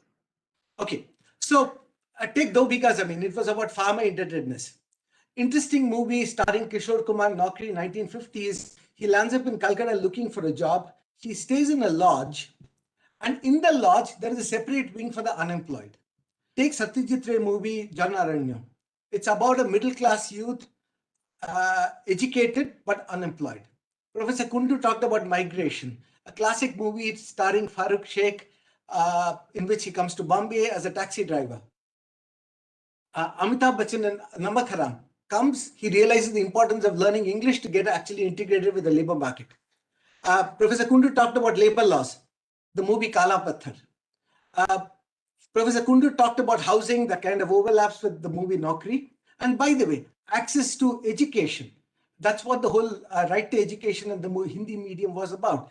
So, mera कहना कि आप, we economists always talk about the need for data, but the issue is even without data, I think हमारी जो Hindi picture है, वो वास्तविकता को अच्छी तरह से दर्शाती है. So I just want to change the mood a little bit because we've had an intense 90-minute conversation. So this is just by way of saying, when you think about Hindi movies, they've done a great job. Coming to the issues, Professor Kundu spoke about surveys, and this is a point that just I added while Professor Kundu was speaking. For those, I know many of you people who are logged into this call, including Professor Unni and Professor Kundu, you are on the working groups. And I have one small technical point to make on the NSSO surveys. You know, the 1993 survey had a two-part stratification in the FSU. Cities were broken up into the affluent part and the rest of the city. Villages had the affluent part and the rest of the village. At some point, we stopped. After 93, we have never done the stratification. We have always gone with this thing that, look, we are going to sample villages proportion to size. We know that if you add up the households, it adds up to the census estimate of population. We know that if you add up the individual weights, household size into the household weight, it adds up to the state, rural, urban, and India's population. We have never asked the 7,000 FSUs in every survey that we are doing, is this really, what is it representative of in terms of the urban population and the village population? And for that, we really have to think about additional ways to stratify. And for those of you who are in the working group of these different committees of NSS, I would like to place this as a submission saying that for too long, we have just gone with this blind faith in the FSU in terms of the population. I think that really needs rethinking. If you want better statistics on labor in terms of understanding what are the type of villages that we are actually sampling in rural India. Professor Kundu had three key words in the presentation. Combating pandemic. Now, I'm not going to say much about it other than the fact that the pandemic basically exposed what we knew about the labor market. The unorganized nature, the fragilities of the labor market, lack of social protection, lack of portability. Professor Kundu spoke about premature deindustrialization. Today, we are having a discussion in terms of make for India or make in India for the world. In my opinion, we are 70 years late in having this conversation. There's this book by Joe Studwell, which I actually teach as part of my Indian economy course. And he makes this very simple point. If you look at the East Asian countries and Japan, South Korea, they said that if you want to cater to the domestic market, you need to be competitive in the export market. Now, they really emphasized on export discipline. We missed the bus in terms of this whole making export discipline a habit. And today also, we are not talking about export discipline when we are talking about Make in India. We somehow are assuming that we can actually kickstart manufacturing and industrialization by actually going for special economic zones, etc. There are 5,400 special economic zones around the world.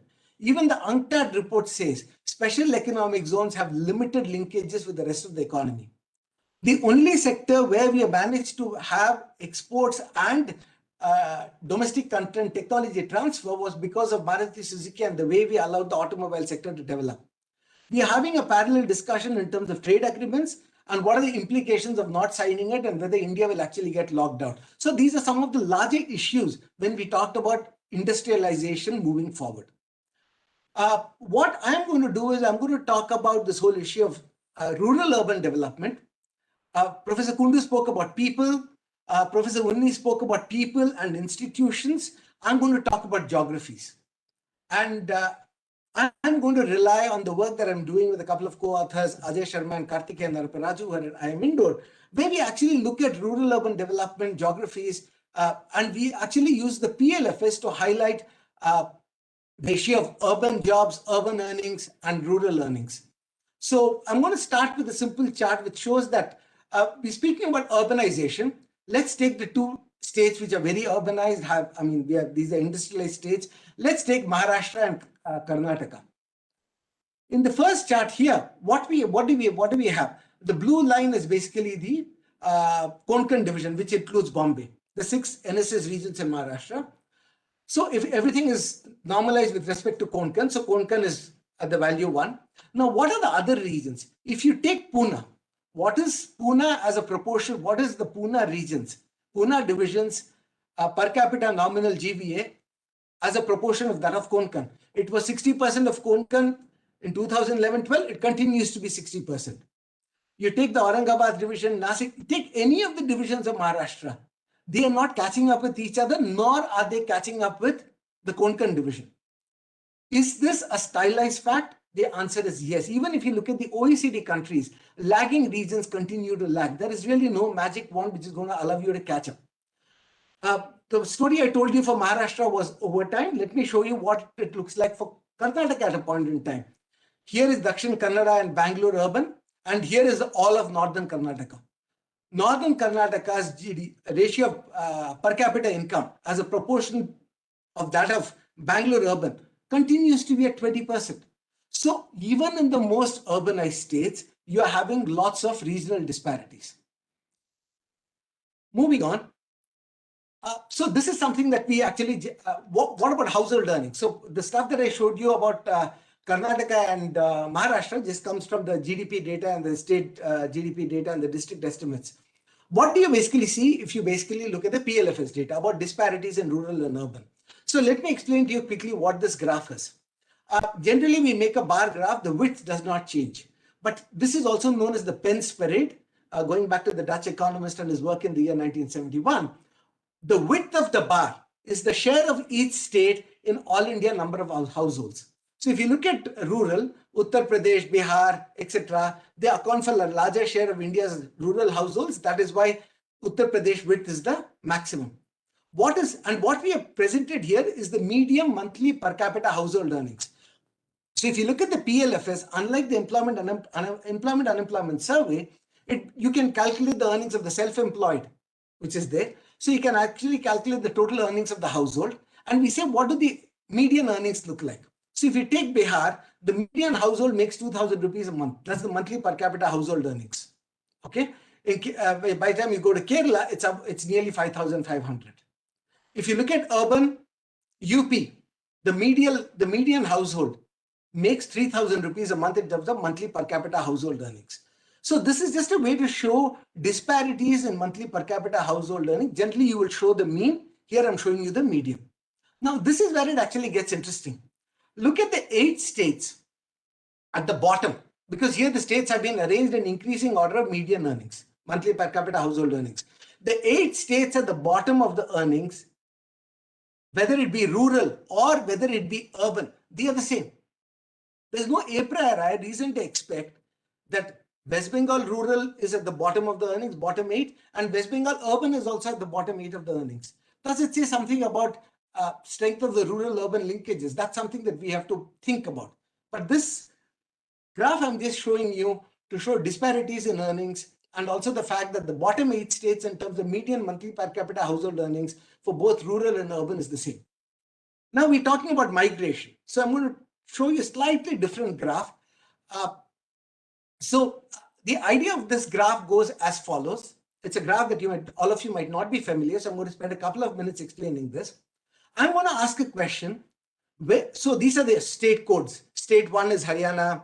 State 1 is Jammu Kashmir. State 8 is Rajasthan. State 9 is Uttar Pradesh. State 10 is Bihar. 27 is Maharashtra. 28 Andhra Pradesh. All of you are familiar with the state codes. The question that I'm going to ask is, I'm going to arrange all the households in India, which means I get the all India distribution. Then the question I'm going to ask is, where is the 25th percentile of Kerala in the all India distribution? here is Kerala state 32. What you find is the 25th percentile, the household at the 25th percentile in Kerala, and when you arrange households by increasing monthly per capita household earnings. Now that is at the 75th percentile of India, which means the 25th percentile household in rural India is actually at the 75th percentile of India's distribution. Okay. In case of Tamil Nadu and Telangana, the 25th percentile is above the India's median. Now, in all these states, state 1, state 3, state 6, Andhra Pradesh, Karnataka, Kerala, and Telangana, all these states, the 25th percentile is above the all India median. Okay. When you come to urban India, you don't find that kind of a disparity, where the 25th percentile of any state is above the all India median. Now, again, when you look at the distribution, where is the 25th percentile of the state vis-a-vis all India? I mean, 25th percentile of a particular state vis-a-vis the all India 25th percentile or the all India median. Again, the same suspects come up, the 8 states that I talked about. Okay. Now, let's talk in terms of the NSS regions. Okay, we are doing the same thing. We asked where is the 25th percentile of the state in the all India distribution.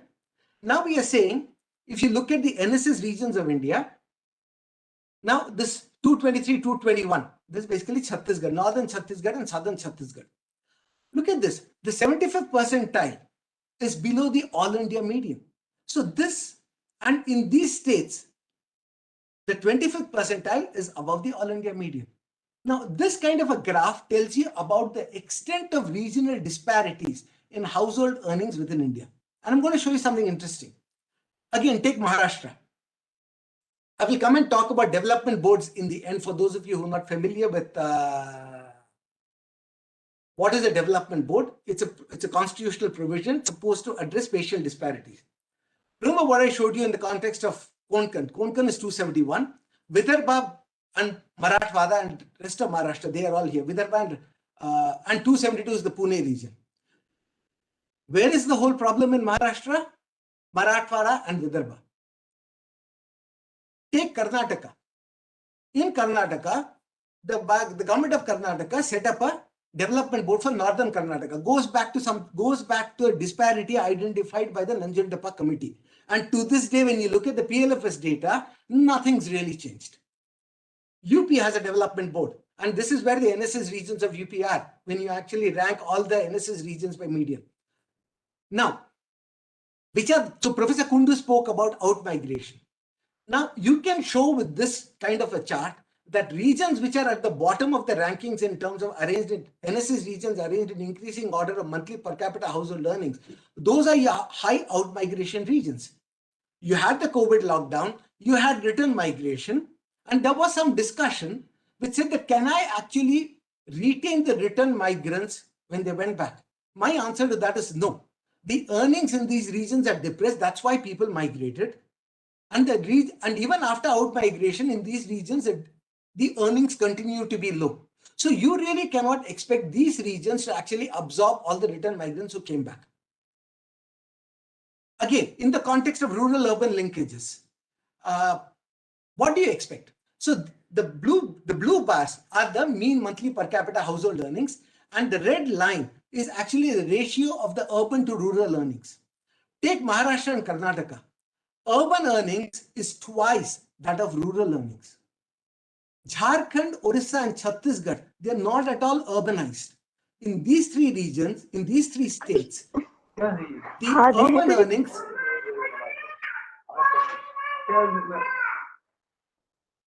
in Jharkhand, Orissa, and Chhattisgarh. Audio क्यों on किया था? पागल है क्या?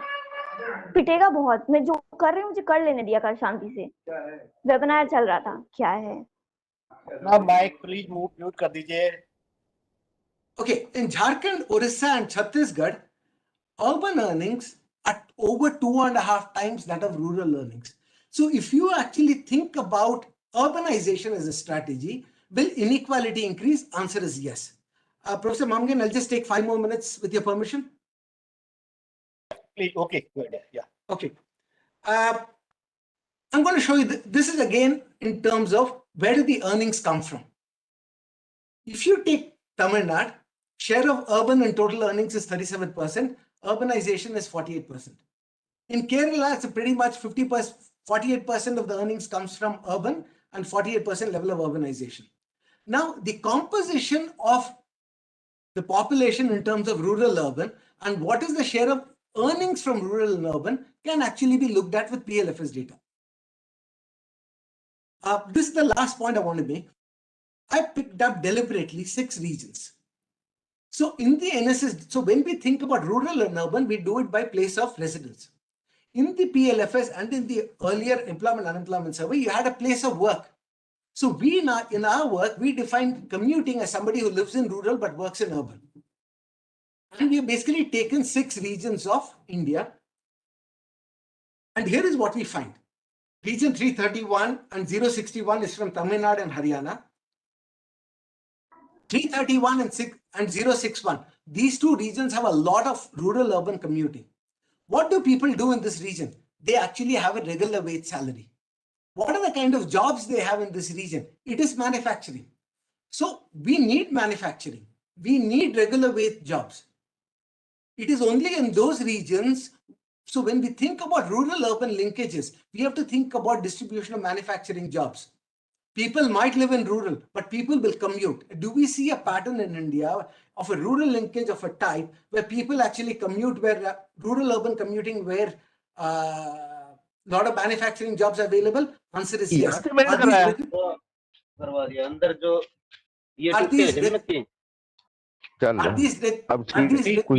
mute your mic, sir. Please mute your mic. देश जानबूझ के तो बढ़ाता नहीं। अच्छा होती तो छोटी छोटी है, मैं कहा बहुत सारी बड़ी, तो शुक्र है नहीं होती बड़ी है भाई। Please mute your mic. Okay, are these regular wage jobs? Yes. Are these jobs in manufacturing? Yes. Are these jobs in construction or low-end services?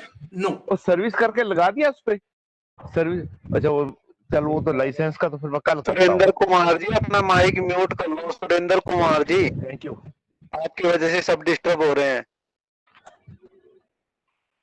So this is my last slide. So did we recognize regional disparities when we in the Constitution of India? Answer is yes.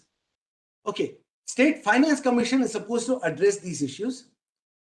When you read the report of the Bihar State Finance Commission, it says that it will take 30 years for Bihar to catch up with the India's per capita income. So there is really, people are actually don't know how Bihar is going to catch up with the rest of India. By the way, when you think about development boards, where the governor is in charge of making allocations to address disparities within a state, these come under something called temporary, transitional, and special provisions. Unfortunately, in case of Maharashtra, these temporary transitional provisions have become permanent. And the evidence from Maharashtra and Karnataka is far from encouraging. There is a data vacuum. In Andhra Pradesh also, there is a provision for this. Of course, in Uttar Pradesh, they are coming up with the development goals. So we seem to think that, look, we will create special economic zones, or we will create special provisions for backward regions, the constitutional provisions. State Finance Commission is supposed to do it. But even the State Finance Commissions, when you read the report, they do not take into account the regional disparities. Most State Finance Commission will just take the rural-urban population and do the allocations. So the kind of nuances that are available with the PLFS data are completely ignored by the State Finance Commission. And we hope we have a conversation, at least after the 15th Finance Commission report, when the new State Finance Commission set up, where they actually start looking at intra-state regional disparities. Thank you very much for your attention. I'll stop here. Thank you, Professor Chandrasekhar, for bringing in a very, very crucial issue of regional disparities and showing it very nicely through your very intensive data on the NSS region level basis and even to sub-region basis also. That's, I think, and trying to focus that, how this is very important to address the challenge of regional inequalities for making a sense of a true inclusive India. With these, I think, the permission of chairs I'll request, there are some, hello, sir. Chairman, sir. Yes, Chairman, yes. sir. Yes, yes. Yes. Can we go for a question answer session for Yes. 5 minutes? Yeah, yeah. And then after that, there are some questions. Yes, yes. Okay, sir. So there are.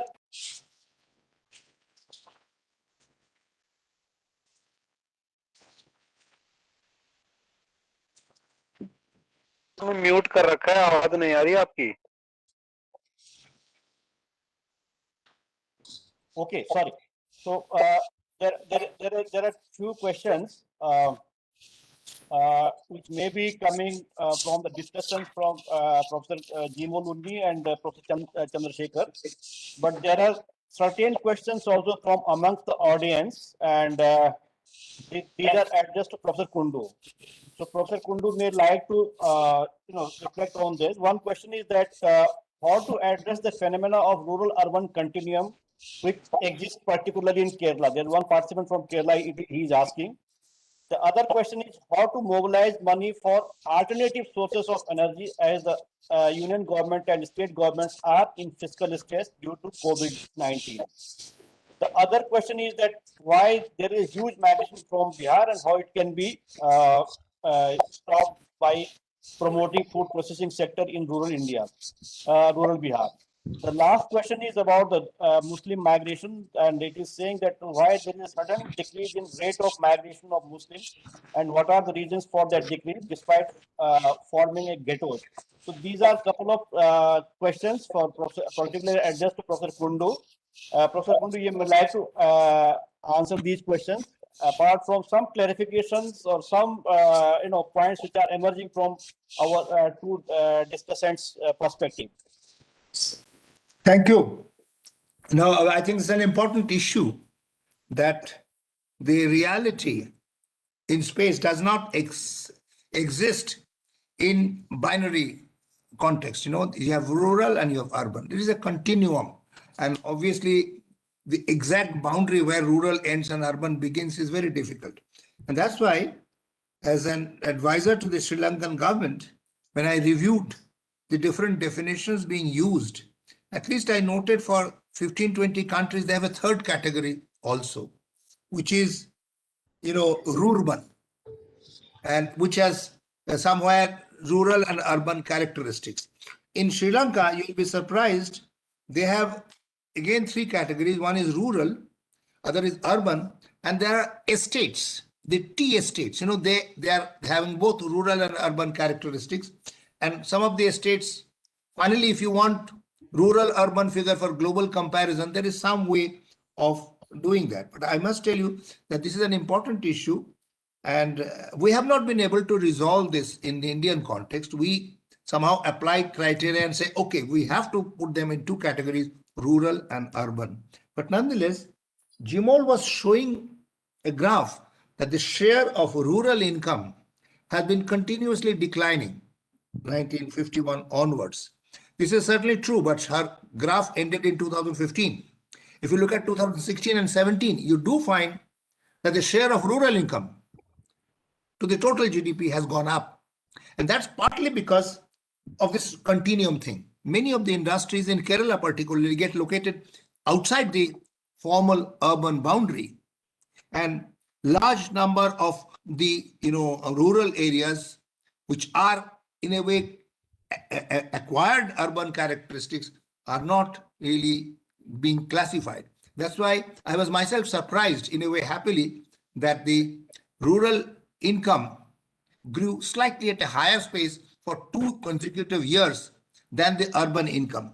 But again, that is in a way a definitional matter because industries move out of the urban boundary. It's a matter of classification, and it's a very important issue whether in the Indian context, do we need a third category of continuum? But nonetheless, with the GIS facilities available, if any researcher wants to put the settlements into three categories, there is no problem. You can look at the built up areas, their density. Based on that, you can put the settlements into different categories.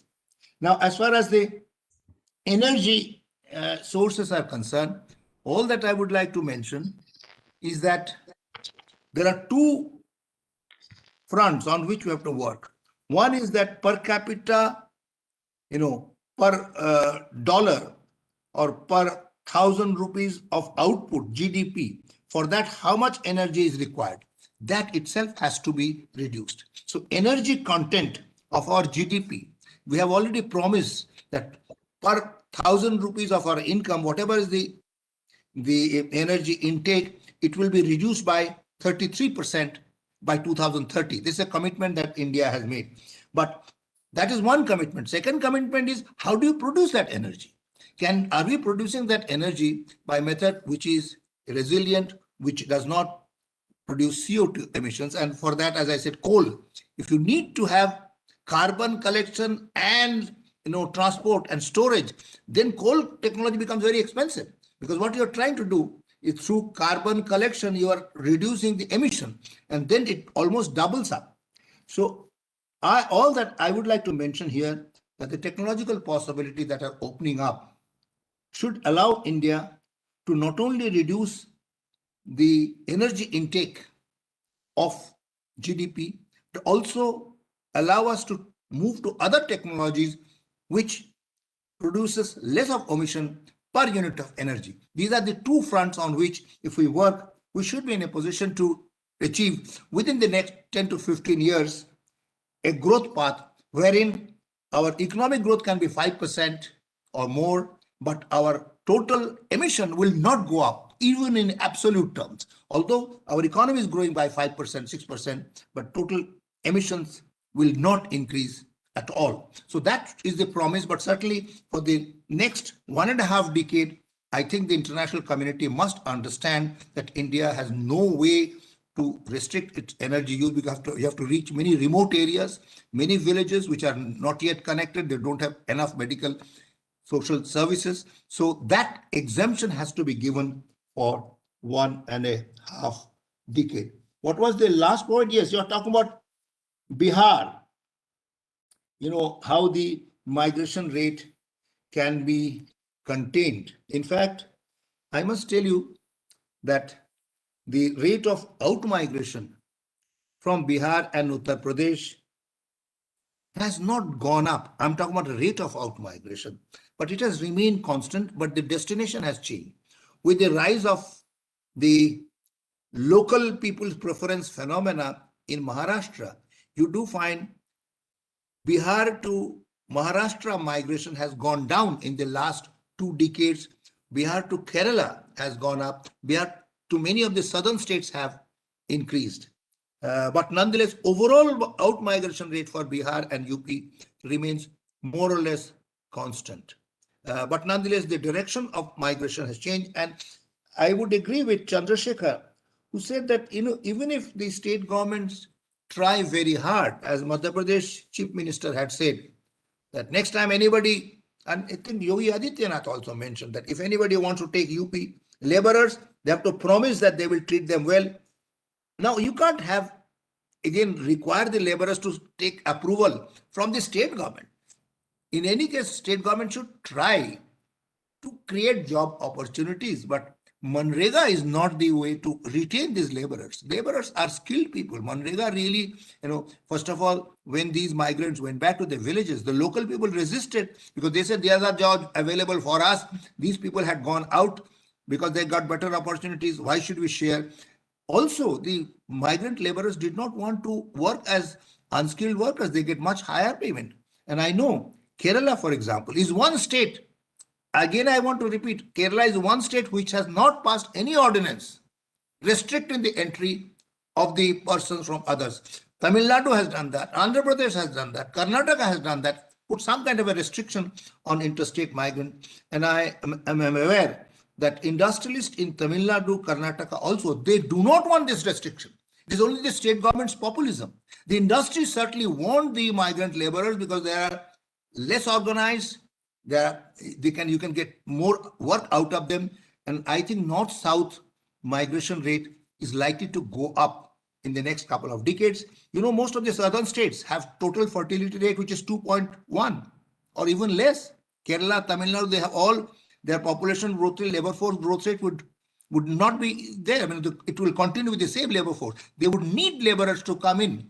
So in future, Rajasthan, Bihar, UP have much higher total fertility rate. I can imagine in the next 2-3 decades, large number of people will move from north to south. If this federal character of India is not maintained, if these legislations and ordinances which are being passed, if they are not scrutinized by the Supreme Court within the framework of the Constitution, India is going to have problems. But nonetheless, I understand that the states which are receiving the migrants have some law and order problem. They have to be dealt with separately.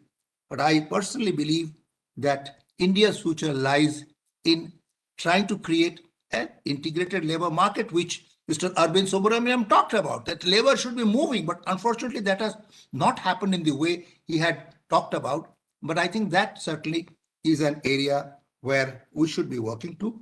I just want to mention two things about, one about Jimul's presentation, another about Chandrasekhar. I would have a longish discussion later on.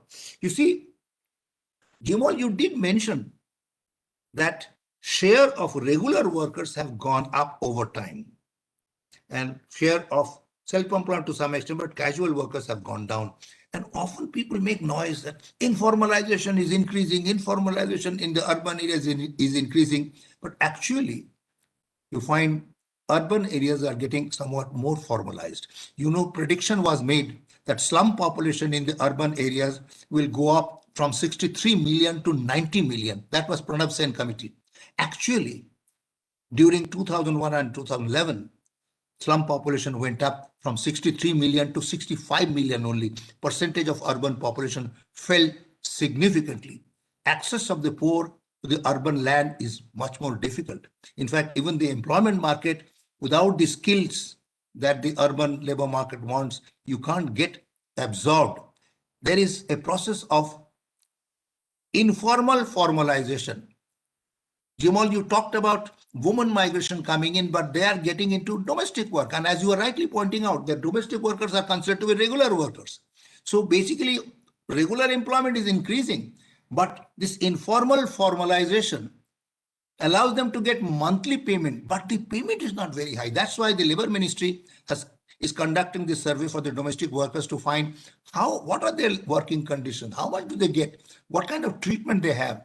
So there is some formalization because it is the government does not want, the local government, state government do not want migrants to come in nuisances in terms of pollution, law and order. So there is some kind of a control, but this informal formalization is not helping the workers to get the benefit. It is really helping the employers and also the city administration to maintain law and order.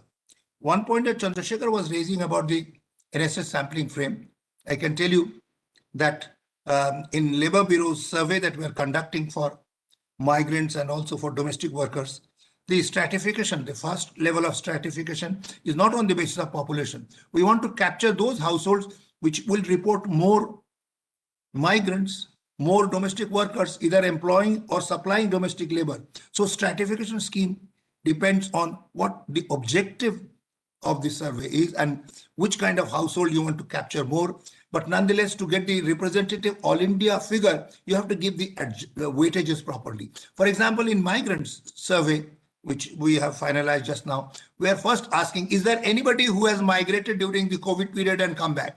We want to capture more of such households. So we are selecting them. But to get a reliable national level and state level estimate, you have to give proper weightages so that this oversampling of certain kind of households do not bias the total result. So I think you have raised important issues and they are linked with the presentation. And I'm very happy that the issues got highlighted by the comments that came from the two panelists and also the other participants. Thank you. Thank you very much, Professor Kundu. May I now invite Sri Sanjay Prasad ji, State Election Commissioner of Gujarat, to give his concluding remarks as chairperson.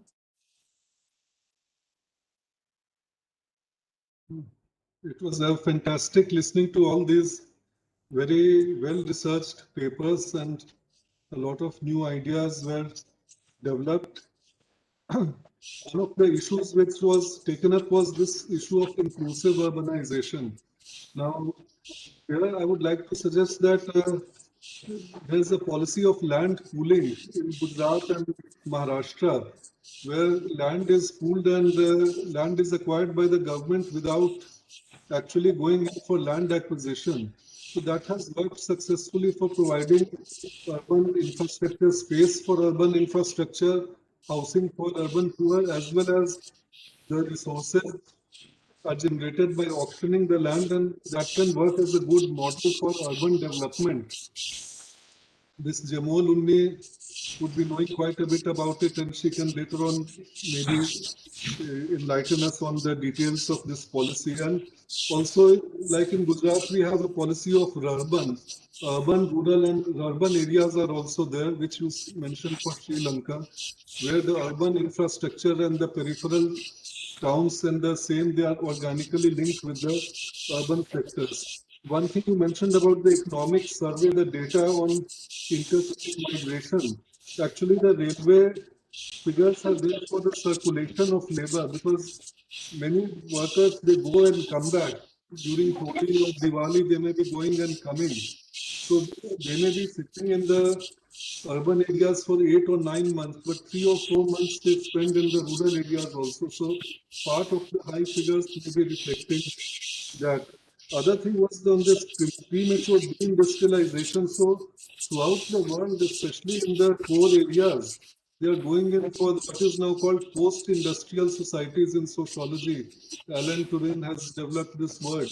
So whether we can leapfrog the stack industries and the polluting industries and move straight into the knowledge economy phase, whether a large country like India can do it, or whether some sectors can do it, this is also a question which we can investigate, rather than following all the stages from the industrial revolution and steam generated looms, etc. We did not follow all that, but whether we can leapfrog into the high technology area. Then the development of the internal market versus exports. So this is a very area where pragmatism generally prevails, and depending on the situation, we cannot really have any fixed ideas about it. India is being such a huge market.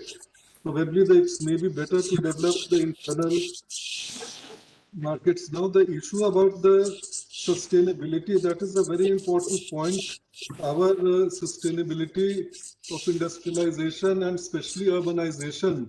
All of you are well aware of the polluted cities in India. It's a phenomenon which has occupied quite a lot of public space and discourse. Now the new technologies that are coming, they have a lot of scope for avoiding this pollution, because hydrogen technology is also being developed. Many companies have developed cars and trucks which are running on water. The water is broken up into hydrogen, and hydrogen is burnt, and with oxygen and water vapor is produced as a byproduct. So instead of CO2, you have H2O as a byproduct. So this is a totally non-polluting energy, and also there is no input cost also, it is free. So these kind of, and solar, electric cars, all these things are going to liven up the energy discourse. I remember when I was young, the great fear was not warming, but the nuclear winter. Bertrand Russell used to keep writing articles that there will be a nuclear war and we will be all crushed, and the minus 40-degree temperature will be there and sunlight won't penetrate. And now, at this stage, now we are talking about warming. So paradigms change and technologies change, and so maybe we may be a bit optimistic over here. Jamol Sunni's paper was also very brilliant, and however, I would like to point out, as Amitabh has also said, the opportunity cost of implementing the Interstate Migrant Labour Act and whether it may become discriminatory against the migrant workers themselves. So that it's an aspect which can be investigated, because there are many interpretations on that. And you very rightly emphasized non-farm employment in the rural areas and the domestic industries and cattle rearing, which can take up the surplus labor time which the women have, which many hours are there, but they are interspersed daily with the domestic activities which they are doing. And the organizations like SEVA, farmer producer organizations, cooperatives, this is very important. And now the government has allowed contract farming also. There is in Gujarat, I don't know, in other states also maybe there. That there is a problem of reverse tenancy. Because small and marginal farmers, we talked about migrant workers. Many of these migrant workers have small plots of land which remain fallow or underutilized because they are migrating. And except for one crop, they don't take more crops. So these women's union and women's groups, whether they can take up contract farming on all these plots through the and take advantage of the reverse tenancy phenomenon and also give an equitable price to the small holders who are leasing out the land. What we are finding is that the big or the middle peasants, they are leasing in land from the small farmers and those who are both farmers and laborers. So this kind of situation where normally we assume that the tenant is the underdog and the person who is the landowner, he has the upper hand. But here it's the other way. The tenant has the upper hand and the person who's the landowner has lesser bargaining resources. So all these things the women's groups can take up in a big way, and I think there is a big future for the women's groups in this. Chandrasekhar ji's paper was very well researched and a lot of questions he threw up on this inequality not only among the states but among the districts also. But one thing I would like to just point out is that the development boards and the State Finance Commission, their allocation of resources is mainly for the infrastructure, constructing school rooms, primary health centers, roads, electrifications, drinking water, etc. So in Gujarat, maybe in other states also, we are finding that though the infrastructure of these areas are very well developed, but it does not add up to the increase in the per capita income of these areas or the GDP of these areas. Because faster roads means faster outflow of laborers from that area. So it's not that developing infrastructure itself can develop these areas.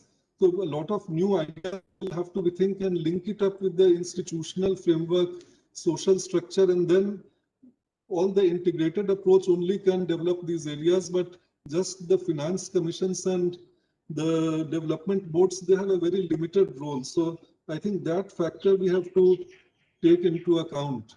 But a lot of great ideas were developed and discussed, and I think a lot can be done to reverse both the interstate disparities as well as inter-district disparities, and also the equitable provision of resources in the urban areas. The one factor which I would like to Tabji to discuss later on, probably in his work, that is the urban architecture, the allocation of space. A lot has been written in sociology and geography on this, how the spaces are located, and the slum areas, like he pointed out, there and some of the smaller towns, they don't have any community space.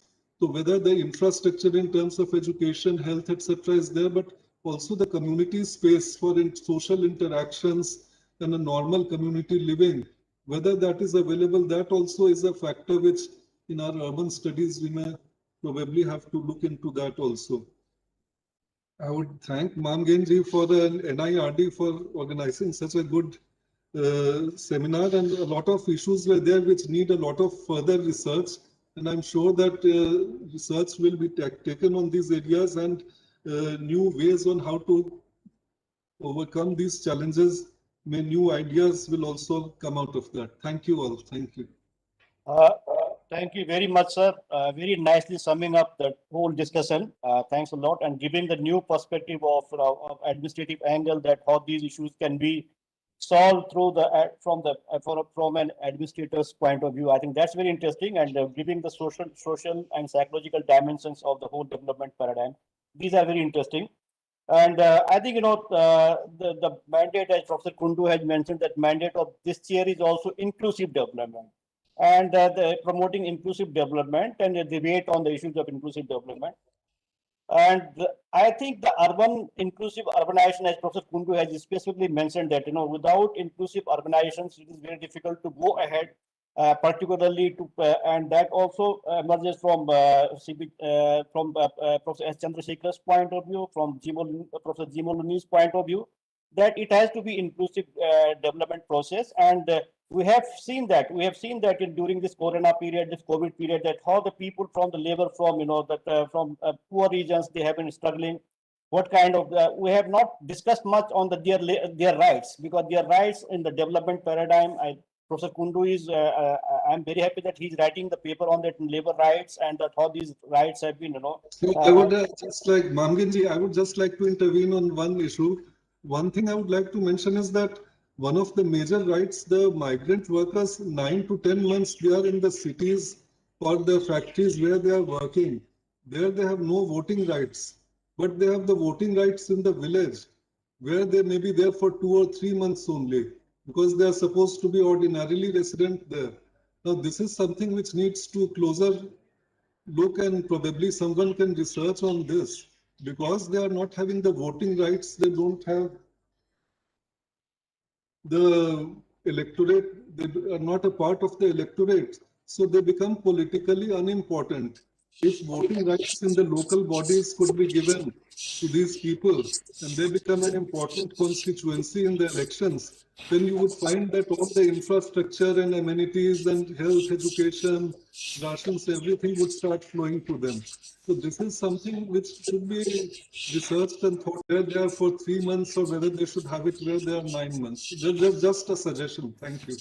Sanjay, if I can come in, Sanjay, in fact, in the Ministry of Labor, this issue of portability of the rights that the migrants have in the place of origin, whether that should be available in terms of PDS, public distribution system, even access to education and other things. There are provisions now being brought in, and certainly as far as the voting rights are concerned, this will be the first thing, and they can choose where they want to vote also. Even that option is being debated, and I'm sure this important point that you have mentioned would be taken in if you really want the cities to be hospitable to the migrants. Because one thing has come out clearly, that the vulnerability of the migrants was there. COVID-19 has only brought it to the surface, and cities have to be much more accommodative and hospitable to the migrants. And these are certainly important considerations. Dr. Mamgain.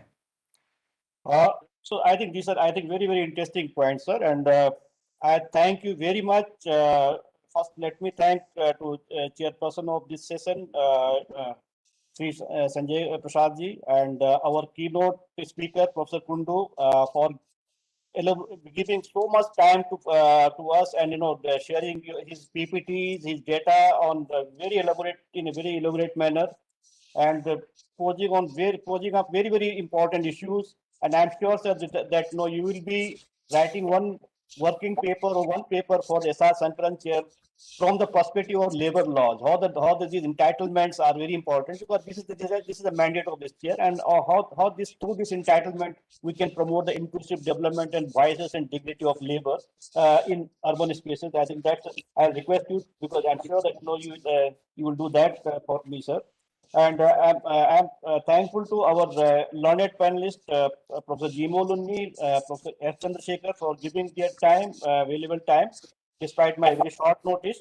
And there are members of our Sankaran Chair's advisory committees who are present here, particularly Professor Hindra Hirve, Professor T. Hug, and many of our senior academic colleagues are here. I'm really grateful to them that they have spared their valuable time to listen these important lectures. Last but not least, I am grateful to my Director General, Deputy Director General, and faculty of NIDPR, and my team, my colleague Dr. Ramsin and Ramadevi, for giving me the support in organizing this event. Thank you very much to all of you, and good evening to all. And we'll virtually enjoy our evening after the session, after the seminars. That's what we will certificate का link कैसे मिलेगा? Certificate, we will be sending you certificates, sir. That will do that. You just write a mail to us. We'll send certificates. So certificates will be definitely sent through mail quickly. So thank you very much. Thank you to all this, sir. Have a nice evening. कौन से mail पर भेजना है आपको? जिस mail से आपको आया होगा उसे भेजिए please. We are using 3 mails. Sir ये लिंक डाल सकते हो यहाँ पर आप? I'll do that. Thank you. Thank Thank you, you. sir. Thank you very much. Thank you very much. Thank you. Thank you. Thank you, sir. Thank you, sir.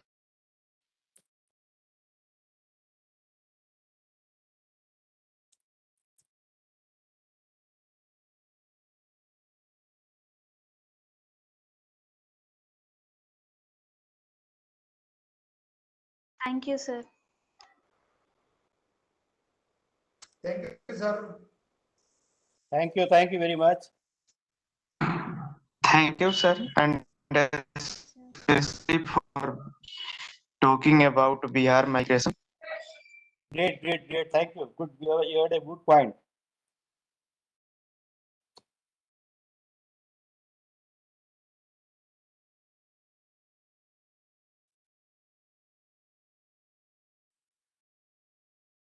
Sir ये आपने जो मेल भेजी है इस पे क्या क्या डिटेल सेंड करना है? अपना नाम, कॉलेज और जो अपना एड्रेस भेज दीजिए बस. Okay sir.